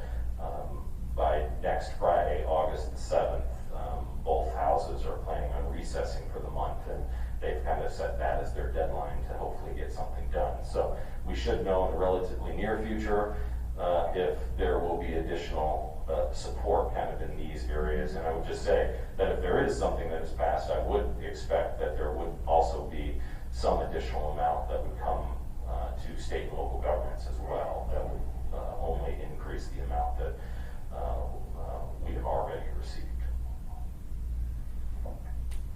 Thanks, Jason. So I had two hands, Forrest and then Meg. Thank you, and thank you, Jason. This is perfect. This is exactly what I was hoping the administration would put on the table. Not perfect in that I agree with everything, but perfect that I'm glad that you've given us a frame of reference. And so I have a few specific questions. Felix is raised. Are you? You're here. A few specific questions. I'll say, yeah, again, I really like that you put this on the table. I see a number of places here where it can be, in my opinion, some of these proposals can be slimmed down or merged, and then, end up with a larger chunk of money we'll be talking about. But, so first, the Eagle River, where it's so hard to read, I'm not sure what number it is, 28. 28, does that include the nature center? My understanding is yes, but Chris Schutte can probably confirm that. Through the chair, yes, Assemblymember Dunbar, there's potentially 2 nature center projects that could be eligible, one of which includes a new roof that may or may not make the cut depending on the severity of the roof repair work. It's turning out to be a really big job that's creeping up close to $1 million and may not make the cut for this year. But we're working closely with the Nature Center on their eligible projects, as well as I believe 2 other projects out there. Hey folks, on the phone, we can hear somebody's radio or television. If you could please mute yourself. Maybe that was you, Chris. That's great, Chris. That's enough detail. I just wanted to make sure it was in there, or trying to be in there. My next question is, and Ms. Ellis might be asking this too, but within that $25 million first responder payroll, does that include the mental health first responders that we've been talking about? Jason? Sorry, my computer was about to die. No, that does not include that. That would be another area that there would be additional discussion on, I think. Okay, good. And then the last one, lines 32, 33, 34. 32, 34, 35. Yeah, Gatorade is pretty specific. I know what that would look like. But 32, 34, 35, how would those be administered? How would those be distributed? Are those 3 different programs? Would they all run through the health department as grants? Or how would 32, 34, and 35 be distributed? Again, Chair. I'm just going to cut Jason off first. Through the chair, Assemblymember Dunbar, great question. Glad you asked that. I'm going to work up backwards, or out of order, and take line 34 first. So, in the work that we have been doing with our nonprofit partners, including the Torrey Group and others, we have recognized that nonprofits are largely being left behind in stimulus and stabilization work. And so, what they have recommended and we agree with is the first thing to do is to stand up. Oh, I just lost the screen.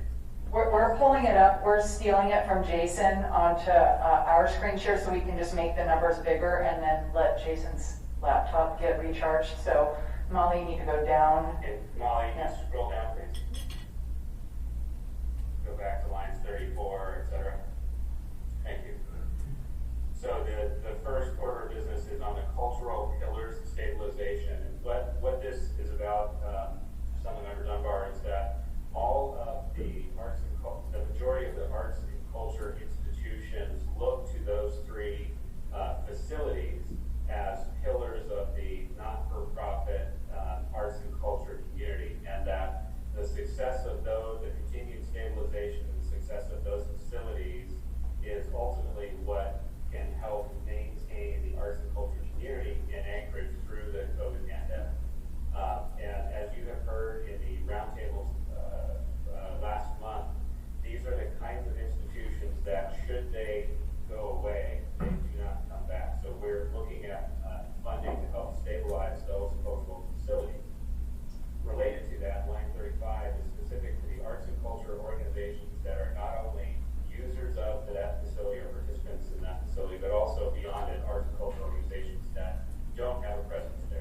that number is estimated from Forage Group on the nonprofit groups that are strictly arts and culture organizations. They largely fall out of the running in all of the other stimulus funding that's available to the community, both at the federal and state level. And then lastly, line 32, this one is, the easiest way to think about this is similar to the small business stabilization programs that we've done, but limited exclusively to nonprofits. They are a very unique line of business in Anchorage and in Alaska. They're also a very large employer in Alaska, but because of the unique nature of nonprofits, they have been excluded from some of the federal, state, and local funding that's been available to prop these institutions up. So the Forage Group is working on a more formal proposal on how to distribute, and we would work with them through OECD and other entities to distribute those grant funds and administer the program. Thanks, Chris. So we do have a queue here. So in the line right now, I've got Meg, Felix, Chris, and Crystal. And so Meg, you've got the floor. Thank you. So some similar types of questions. I can't get a good sense of any prioritization, rollout, and timing on these, so I would definitely like to know a little bit more about that. And as Mr. Schutte explained some of these, if there are some backup documents or something else that we could get a better sense, because I know that a lot of the projects that members have brought forward today, we got the backup information ready to go and to get in the weeds, and I'm feeling a little bit like these are broad stroke ideas. I'm sure you've got more, but I'm having a hard time kind of doing any prioritization on my own if I don't have the sense of like what the rollout time would be, particularly rollout time, because as we've seen, it takes some time to ramp these up. And if we're talking about a big stimulus package on the 11th, I want to appropriately meter expectations as we move through these. So those are just some feedback thoughts, and maybe nothing that you have to address right now, but as we start to dive into the details are going to be things I'm going to be looking for. And we'll try to answer at least some of the questions, especially on the timeline piece. And I will say that certainly we have moved at deliberate speed in getting these programs up and running. But because we have done some of that initial work with some of the programs that have already been appropriated, it is our belief that on a lot of these, we will move much quicker in terms of getting these programs set up, because we already have a framework, we already have kind of draft agreements that we have spent a lot of time putting together. And I will just say, part of the reason why we have done that is because we don't necessarily want to have the same issues that the state has experienced with their program. And I'll just remind people that they have a $290 million kind of small business AK Cares program that, for a whole host of reasons, they still have not been able to get up and running. And I would just point out the dollar amount is just that their program alone, because of the amount that they have received, is twice what we have received in total to do everything. So we have tried to take some time and really make sure that when we launch these programs, there is as little hiccups as possible, and I think we have achieved that. But going forward, certainly we believe that we can get these out much, much faster. Quick follow-up, if I may. That first responder at $25 million, the payroll reserve, I need to know a little bit more about the intent there. That's a really large item. I was hoping it encapsulated some of the maybe longer rollout projects that members had put forward, like the mental health first responders. So if there's some basic idea, or if that's the idea is to discuss it in that context, then using fund balance later, I just need some context, please. Or is it exactly as intended to be a payroll reserve for first responders, and that's what you're proposing that money would be used for? It's more the former, so it would be more that we would, it would be used to pay the payroll expenses of our first responders, but essentially then it would free up the fund balance that would create some additional flexibility in some of the things that we want to do that might be a little bit more long-term. Okay. Thank you, Jason. Felix? Thanks. So I have a list of questions, so hopefully you can catch them all. So first, and I'm just going to go through all of the questions. So first is, I want to get a sense of how you incorporated the work that we've engaged in since May. I know it feels like it was just a month ago, Chris, but those roundtables were held in May. And so from May to now, just want to get a sense of the work that you've incorporated. Also want to get a sense of how these proposals fit into the framework as we've been talking about it.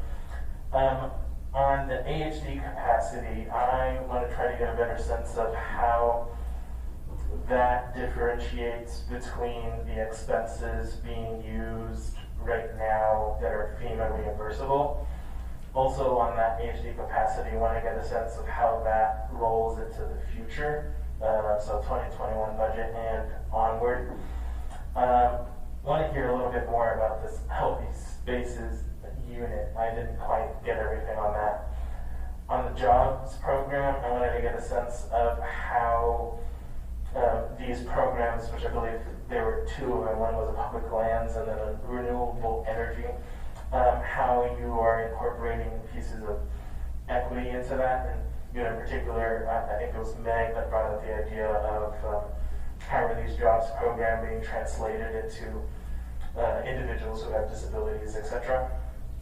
On the rebranding, which I believe was the Visit Anchorage piece, if you could just detail whether that's advertising dollars that are in that, and then how much.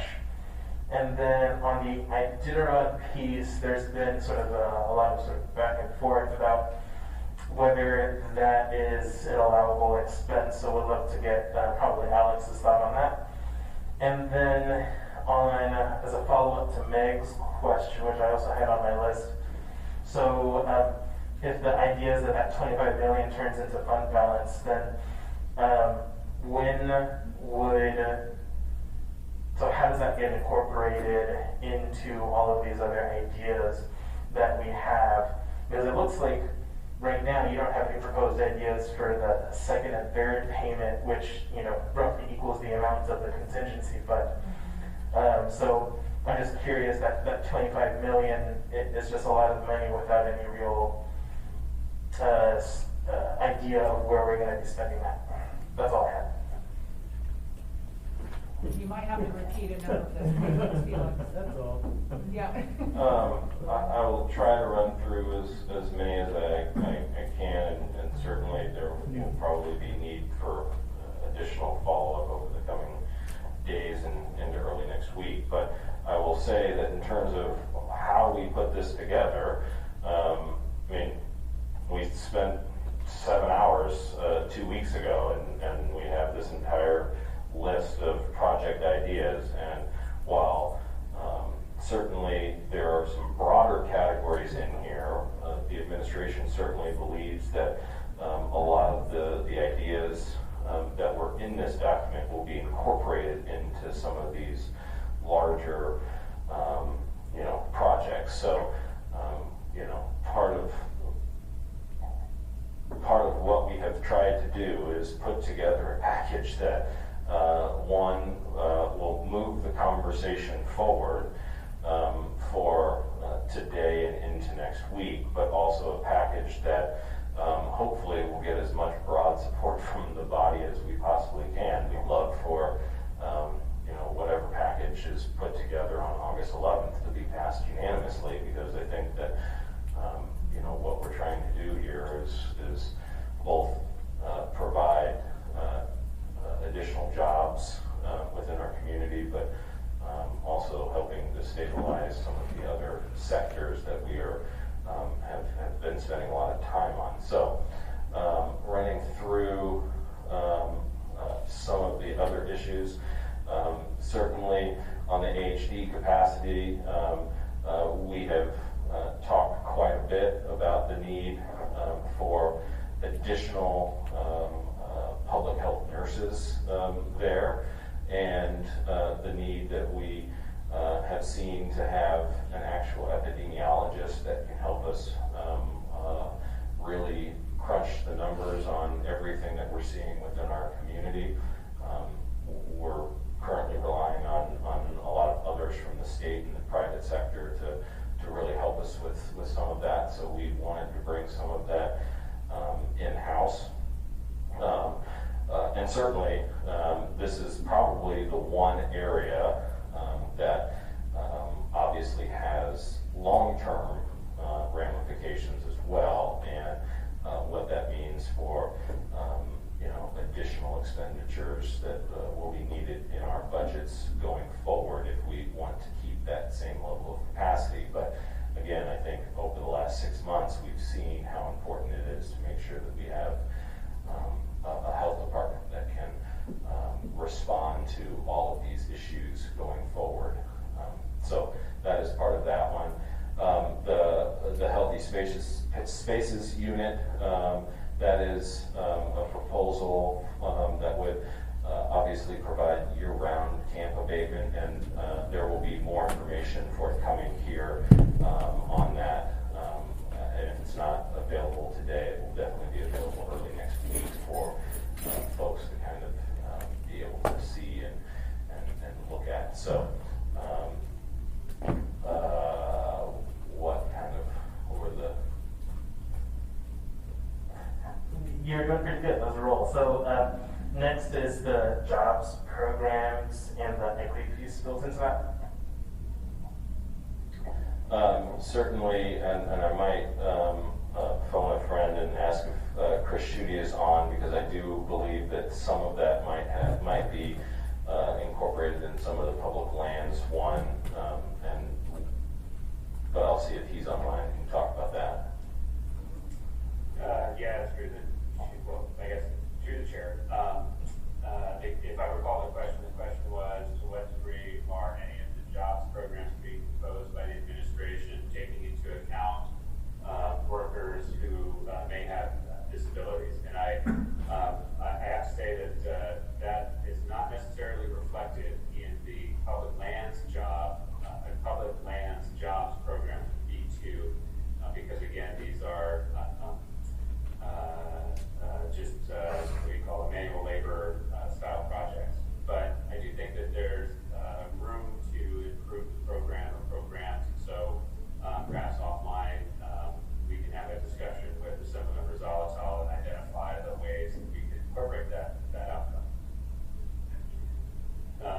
Moving on to your next question, which I believe was about the Visit Anchorage remarketing, not rebranding, remarketing. There's a reason why line 31 is titled remarketing, and that is because it comes specifically from the, I believe, the July 8 Treasury guidance on eligible CARES Act spending. And specific to that guidance, we tasked Visit Anchorage with developing a remarketing program that would be CARES Act eligible. In essence, what this means is the industry of tourism and conventions is forever changed by COVID-19, both in the short term and frankly in the long term. And so they have developed a thoughtful and thorough proposal and budget. In fact, we have the backup materials for Assemblyman Rosales that recognizes the need to completely understand what the new paradigm shift will look like, how the Anchorage market can adapt to that, what they will need to do to acquire the tools to successfully remarket the Anchorage visitor and convention market to the public, and including things such as how Anchorage will be functioning both during the pandemic response and in the times afterwards, how they can begin to really reactivate the tourism and convention business to get it back up to speed and head into 2021 under this new paradigm. So there's a lot of thought that went into that, and that's specifically what's referenced in line 30. at this point, I think I lost track of the rest of your questions. Thanks. So I'll do the last two, and then just want to make a quick statement. Most folks have probably seen it already. So first is just the Iditarod category, that 220,000. Just wanted to get Alex's take on that, just based on recent. Actually, I can answer that. Oh, sure. To the chair. This is an interesting one. So the full request from the Iditarod for CARES Act stabilization is actually larger than the 220, but in going through the proposal, there were $220,000 worth of very specific COVID-19 measures that could be executed this year, and so we took the items, or the proposal items that we felt were most eligible, and rolled them into line 33. But it's not the full request that they put forward, just to be clear. Thanks. Yes, I knew that. Then next is the first responders piece, specifically that question around the 25 million. What are we thinking for that? And then just before you answer that, because I know we have a long queue, just wanted to make a quick statement for folks who maybe haven't seen it in the news. So the Anchorage Daily News did report about 7 minutes ago that there was a mid-air collision over the Kenai Peninsula, wherein an unknown number of individuals have died, one of which is Representative Gary Knopf. So our thoughts and prayers go out to the Knopf family. With that, turn it over to Alex. Thank you, and this goes back to, maybe I can address an earlier statement that Mr. Weddleton made. In the course of all of these conversations since March, there's been an extraordinary amount of feedback given to Congress by states and municipalities in terms of what the money could be used for. Anchorage is fairly unique in the ability, we have a lot of revenue stability, but the workaround, as Mr. Weddleton termed it, is what the Treasury Department came up with when they said it is an presumed approved use of these funds to pay for public safety. So as Jason said, what this identifies is we're going to apply existing expenses for public safety to this CARES grant, and that functionally frees up fund balance for use either this year or in the future. And that is the idea behind that 25 million that is on the chart. Felix, did that get all of your questions addressed? That did. Okay, thank you. And Chris, you were next up in the queue. I've got Chris, Crystal, and I think Austin. Were you signaling me that you wanted to be in the queue? Yes, and then John. So just a couple of things. I think under the category of the pillars that we actually really need to contemplate, the zoo belongs there. It's a unique and unusual entity, and if it goes, a lot of bad things happen. And so I would offer that we need to expand that level slightly. There are just some entities that might fit that category. The healthy spaces, I think you should rename that healthy public spaces. It's too generic.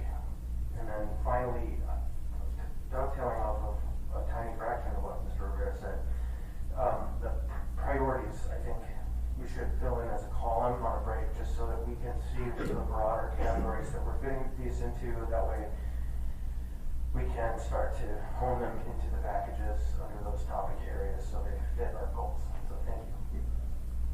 And to that point, we've taken a first pass, but I'm sure that there will be some reflection on our work. Okay, anything else for you, Chris? Okay, and that leads us to Crystal. Thank you. I just wanted some clarification on the various nonprofit funding. It looks like we have small business stabilization, and I don't know, inversion there. I don't know if that's specific to just tourism and hospitality related small businesses. But my question kind of comes down to how are people actually going to be accessing this? Is this kind of going through the application and the grant program type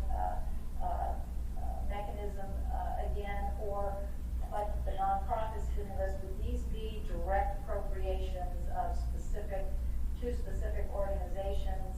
And if so, are you going to take like direct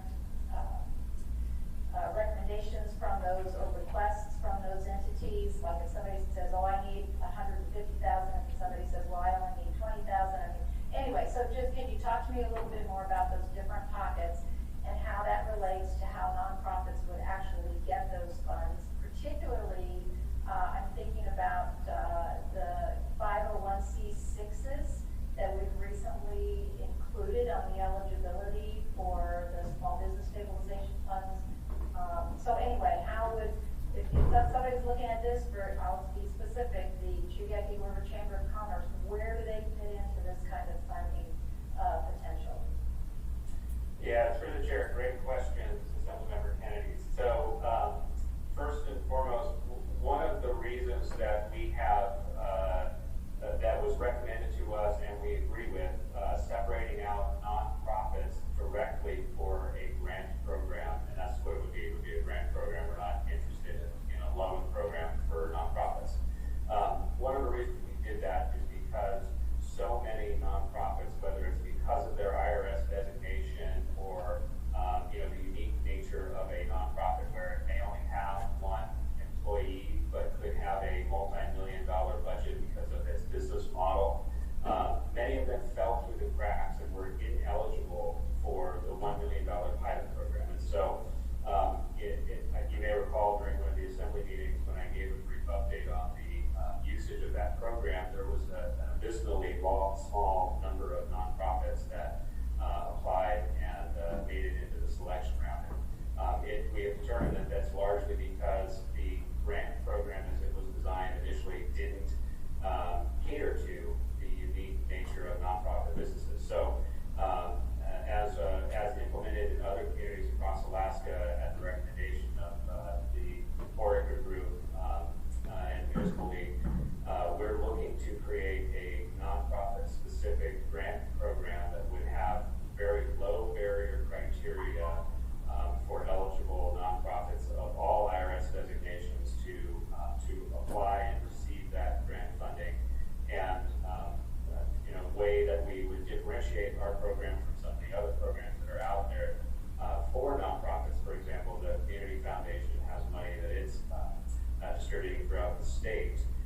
They tie the distribution of those funds to very specific expenditures on behalf of the nonprofit. And what we have learned, what we have heard from Foraker and others is that we really need to make this as flexible as possible so that our nonprofits have the stabilization funds they need to keep doors open and lights on as we transition from 2020 to 2021. So, long story short, a very long answer, but the short answer is we want to make this specific to and very low barrier for those nonprofits to tap into. Related to line 30 on the small business stabilization, again, this is one that comes out of the findings of the first $1 million pilot program, which is there is a very real possibility that even with a small business grant of any kind, that tourism will begin to feel, tourism won't sustain 2020 and 2021 without additional funding. And we anticipate that while the tour industry will begin to return to its former glory beginning in 2021, there's no guarantee. And so in order to sustain those critical small businesses that service that industry, we believe that they needed another infusion of money to help carry them through. I hope that helps. Thanks, Chris. Crystal, did you have any follow-up or? Yeah. Go for it. Listening to the assembly, we're on the list. Is that Crystal? Little bear citizen. That's not Crystal. Oh, that's not Crystal. Okay. So I'm moving down to the assembly. So, Austin, you're up. Thank you. I guess first I just want, Chris told me to speak more loudly, I'll try. I just wanted to thank Chris and Jason because all of this just takes so much work and you guys have been working your butts off, so thank you. So in the work projects section, which I'm really glad to see, did you consider, and does this potentially include some of the indigenous placemaking, trail, and other work, signage and such? So through the chair, Assembly Member Quinn Davidson, the public land D2, line 28, that line in particular, that does not include any of the wayfinding, any wayfinding projects. And part of the reason that we struggled with the wayfinding project proposal is twofold. One, it's at least in the early stages, it is a consultant-heavy activity that we were not 100% convinced satisfies the intent of our jobs programs, which is to get unemployed people back to work. Number two, it's also a project that is underway, and so we felt that because there is existing development around that project, including a path on funding the project, that we couldn't quite squeeze it into the CARES Act paradigm. Okay, thanks, Chris. Is there some that's ready to be installed? Because my understanding, I saw that budget, some of it is not shovel ready, but I think some is, and could be, maybe a portion of it could be implemented as part of the program you're putting together. Yeah, through the chair, we'd be willing to take another look at it, but at least as of preparation for this meeting today, it didn't seem like a likely candidate. Because it wasn't ready, you're saying, for work?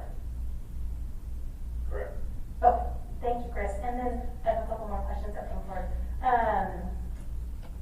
I know you identified, I was just sort of marking things on my list that didn't make it in there, and some of the child care stuff that Meg and Forrest and others have worked on with, and me too was not there, but I heard what you said. Same with the stimulus payment. I'm curious, like Forrest and Meg, about the mental health first response and whether we allocate some of this money to a startup that would allow us to move forward with a mental health first response into the future, that we could potentially fund with MLP or alcohol tax dollars moving forward.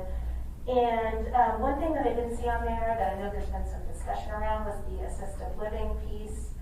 I think there's been some concern that maybe at some facilities there's some safety issues and that we don't want to encourage that. At the same time, I see our elderly is probably the most vulnerable population to COVID. And so I want to try to strike some balance of considering assisted living facilities, particularly as they potentially have, fewer people there, and the burden that it places on families if these businesses fail. So, but acknowledging that we need to make sure that workers are protected there. So do you have thoughts on that, Jason?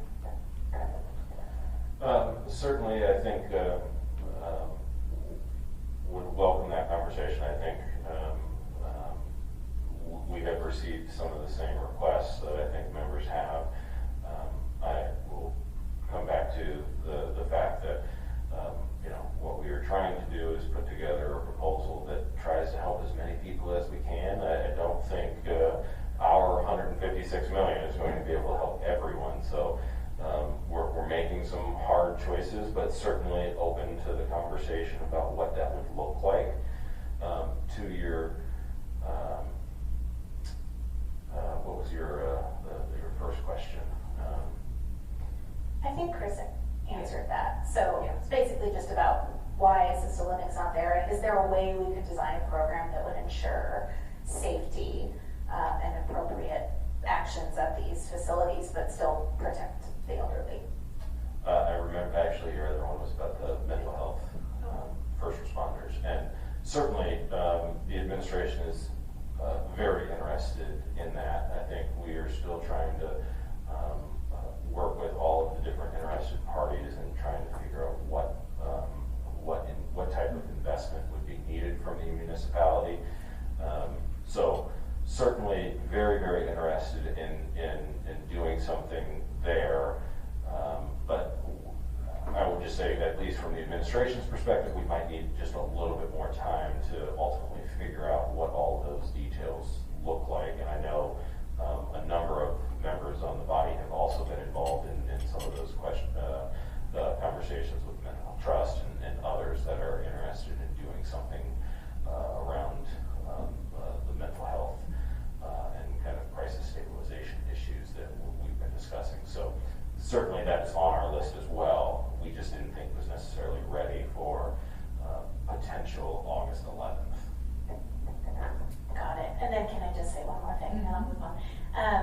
Well, I just want to acknowledge that this list includes many of the things we've been discussing, so I'm happy to see it. And beyond the things I mentioned, I think I'm pretty pleased with a lot of the other stuff. So thank you for your work, and we'll keep talking through it. Thank you, Austin. So just a quick process check-in. So it's 12 o'clock right now. So I think we have 3 folks in the queue, John, Forrest, and then Chris, and then we'll do a break to get set. Suzanne, were you also in the queue? Okay. And Suzanne, so we've got those 4 folks, and then we'll take a break. And I know that there's a setup that needs to happen for lunch. And so we'll need to step away and step outside of the room, and then we can come back. And then I did have us doing a working lunch, and I want to get a thumbs up that that's cool with everybody. Yep, I see that happening. Okay, good.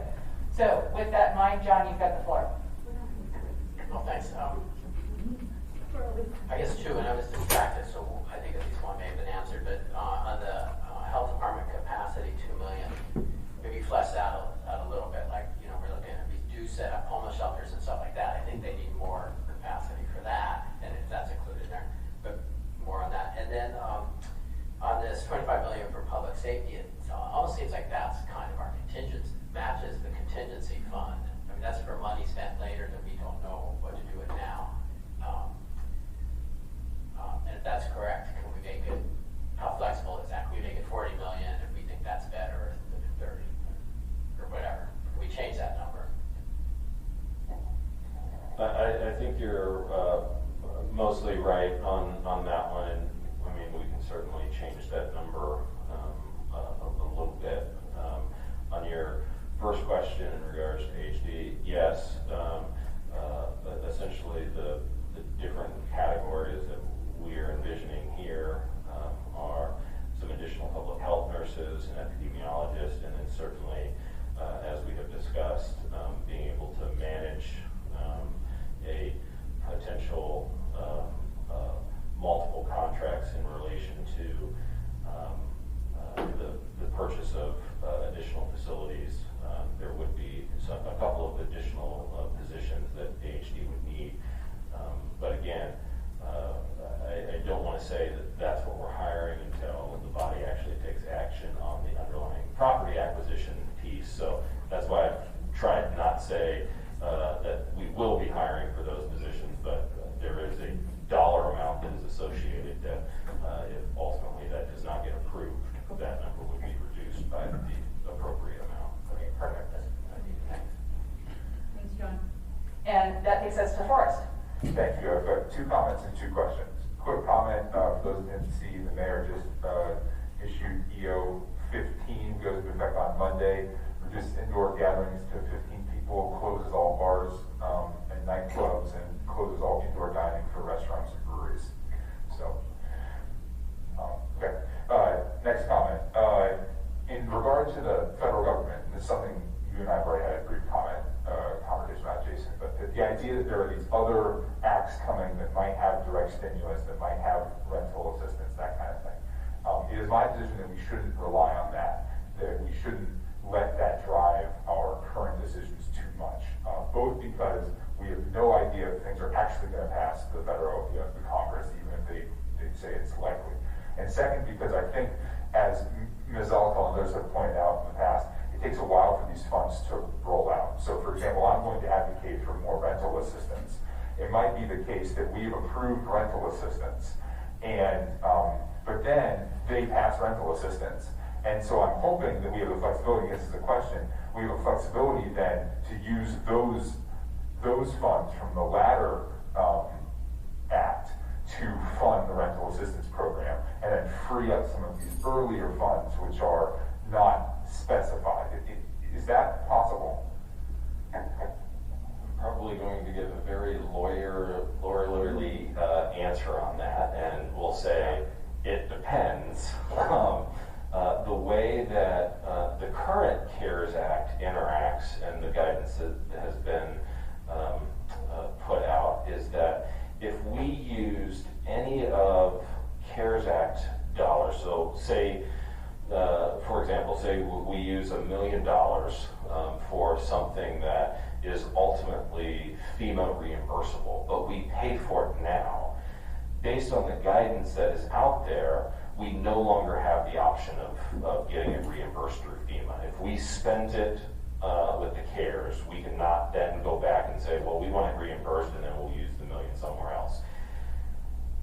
So my answer would be, it depends. Everything that we have heard is that Congress wants to provide additional flexibility on all of these for states and local government. So my hope would be that, yes, we do have that flexibility, and I agree with you that I don't necessarily want what is happening in DC to guide us too much, and I'm sorry if the way that it came across was that we would wait a long time to put more money into these areas. I think, as I said, I think we'll know by sometime late next week or even maybe on the weekend whether Congress has passed something.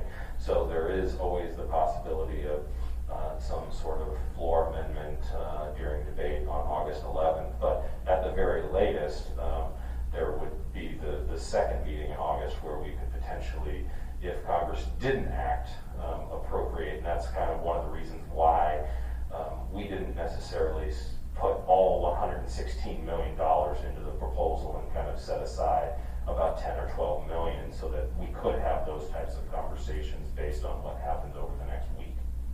Thank you. And then my question's on, if you could scroll down here because we don't have the numbers on our handouts.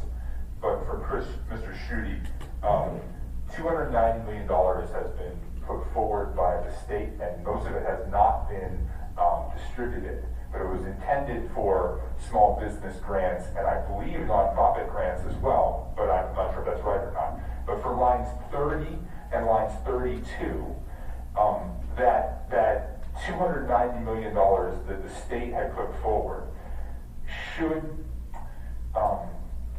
some of those funds end up at those same entities, and were they intended to end up at those same entities? Yeah, great question. So through the chair, Assemblymember Dunbar, it is possible for businesses to receive municipal assistance and to receive AK CARES Act dollars. However, the state does limit the amount of AK CARES Act dollars a business can get if they do receive CARES Act funded assistance through another vehicle.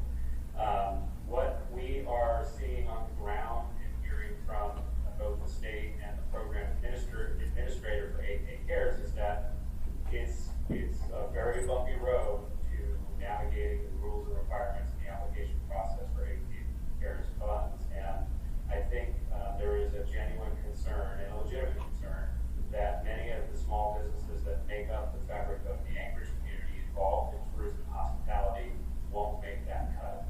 And so having $5 million set aside specifically for tourism and hospitality industry businesses provides us the backstop that we think is essential to keep helping those businesses access relief funds. Thank you. And I'll take my last question offline. Thanks.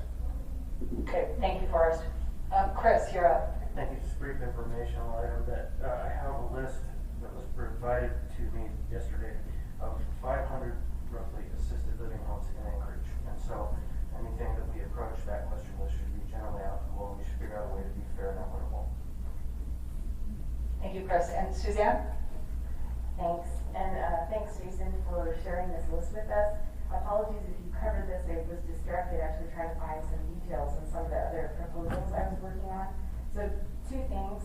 First, the first responder payroll reserve of $25 million. That's also expected to offset the revenue gap of 50 to 60 million, right? Largely from the tourism visitor industry.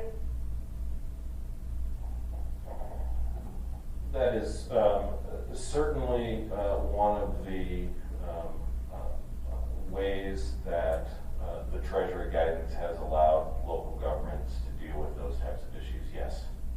Okay, thanks. And a follow-up, or a different actually question.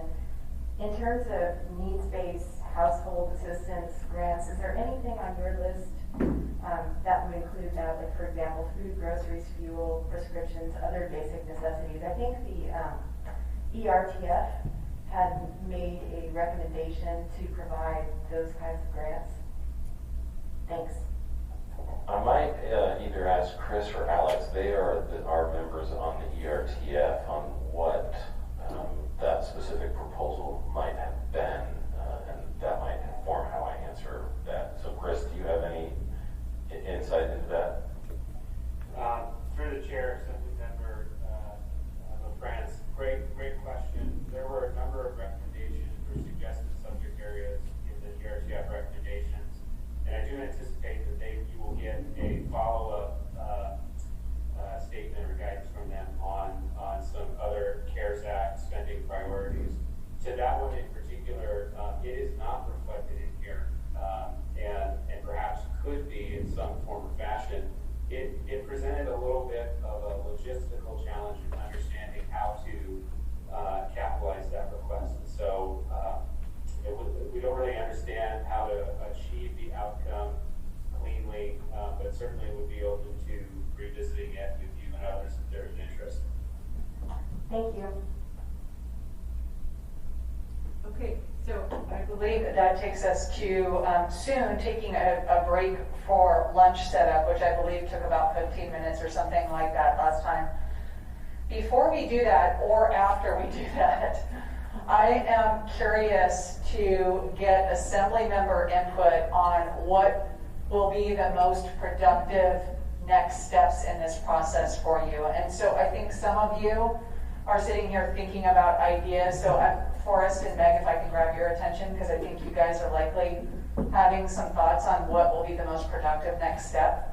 I'm curious to get your input now, because we have now this preliminary list that's been proposed by administration, and certainly a lot of good discussion related to that.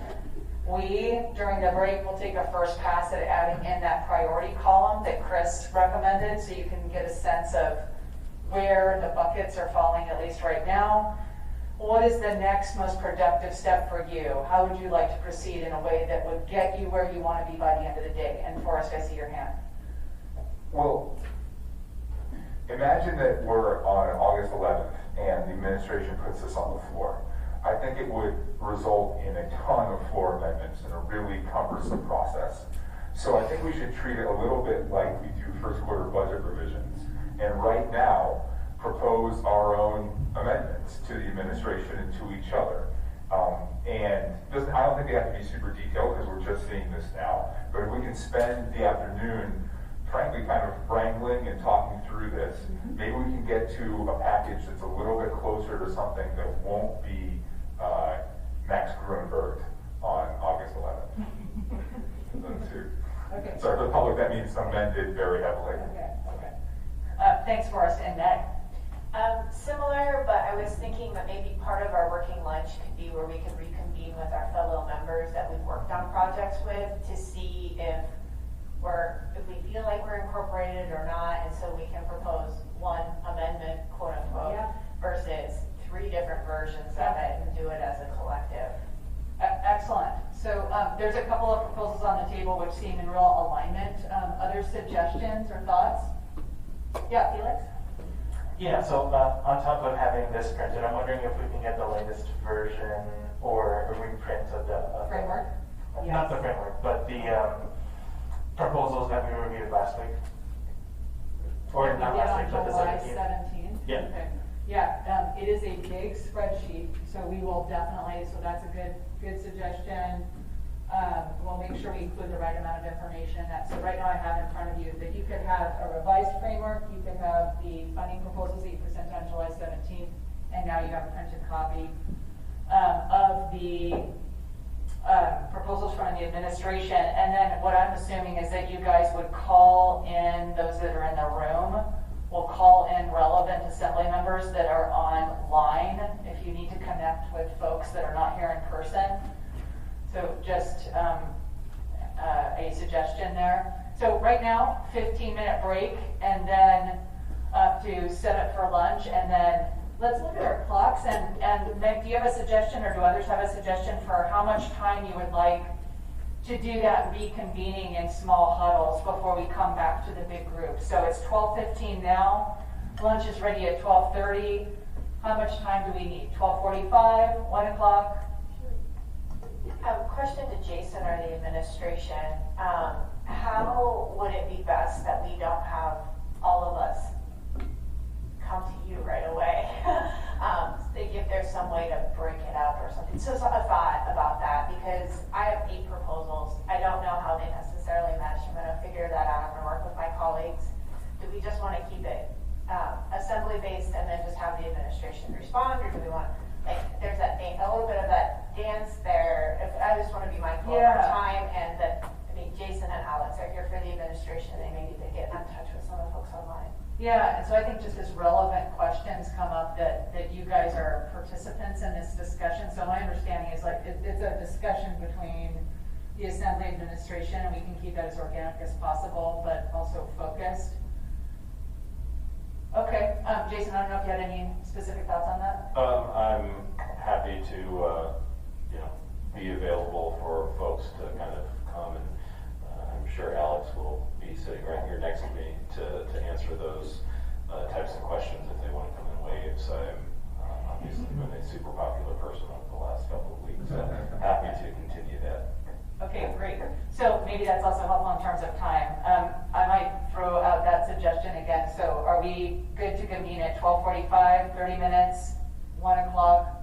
What is the group's pleasure? Felix, do you have a suggestion? Yeah, let's try to aim for 12:45. Okay, 12:45, and I'll check in with you and see how things are proceeding. So if we need some additional time, we can allow ourselves that. So for folks on the phone, it sounds like your colleagues will be connecting with you as needed. And otherwise, we'll push pause on the Zoom, and this room will go silent as we break for lunch. Thanks, everybody.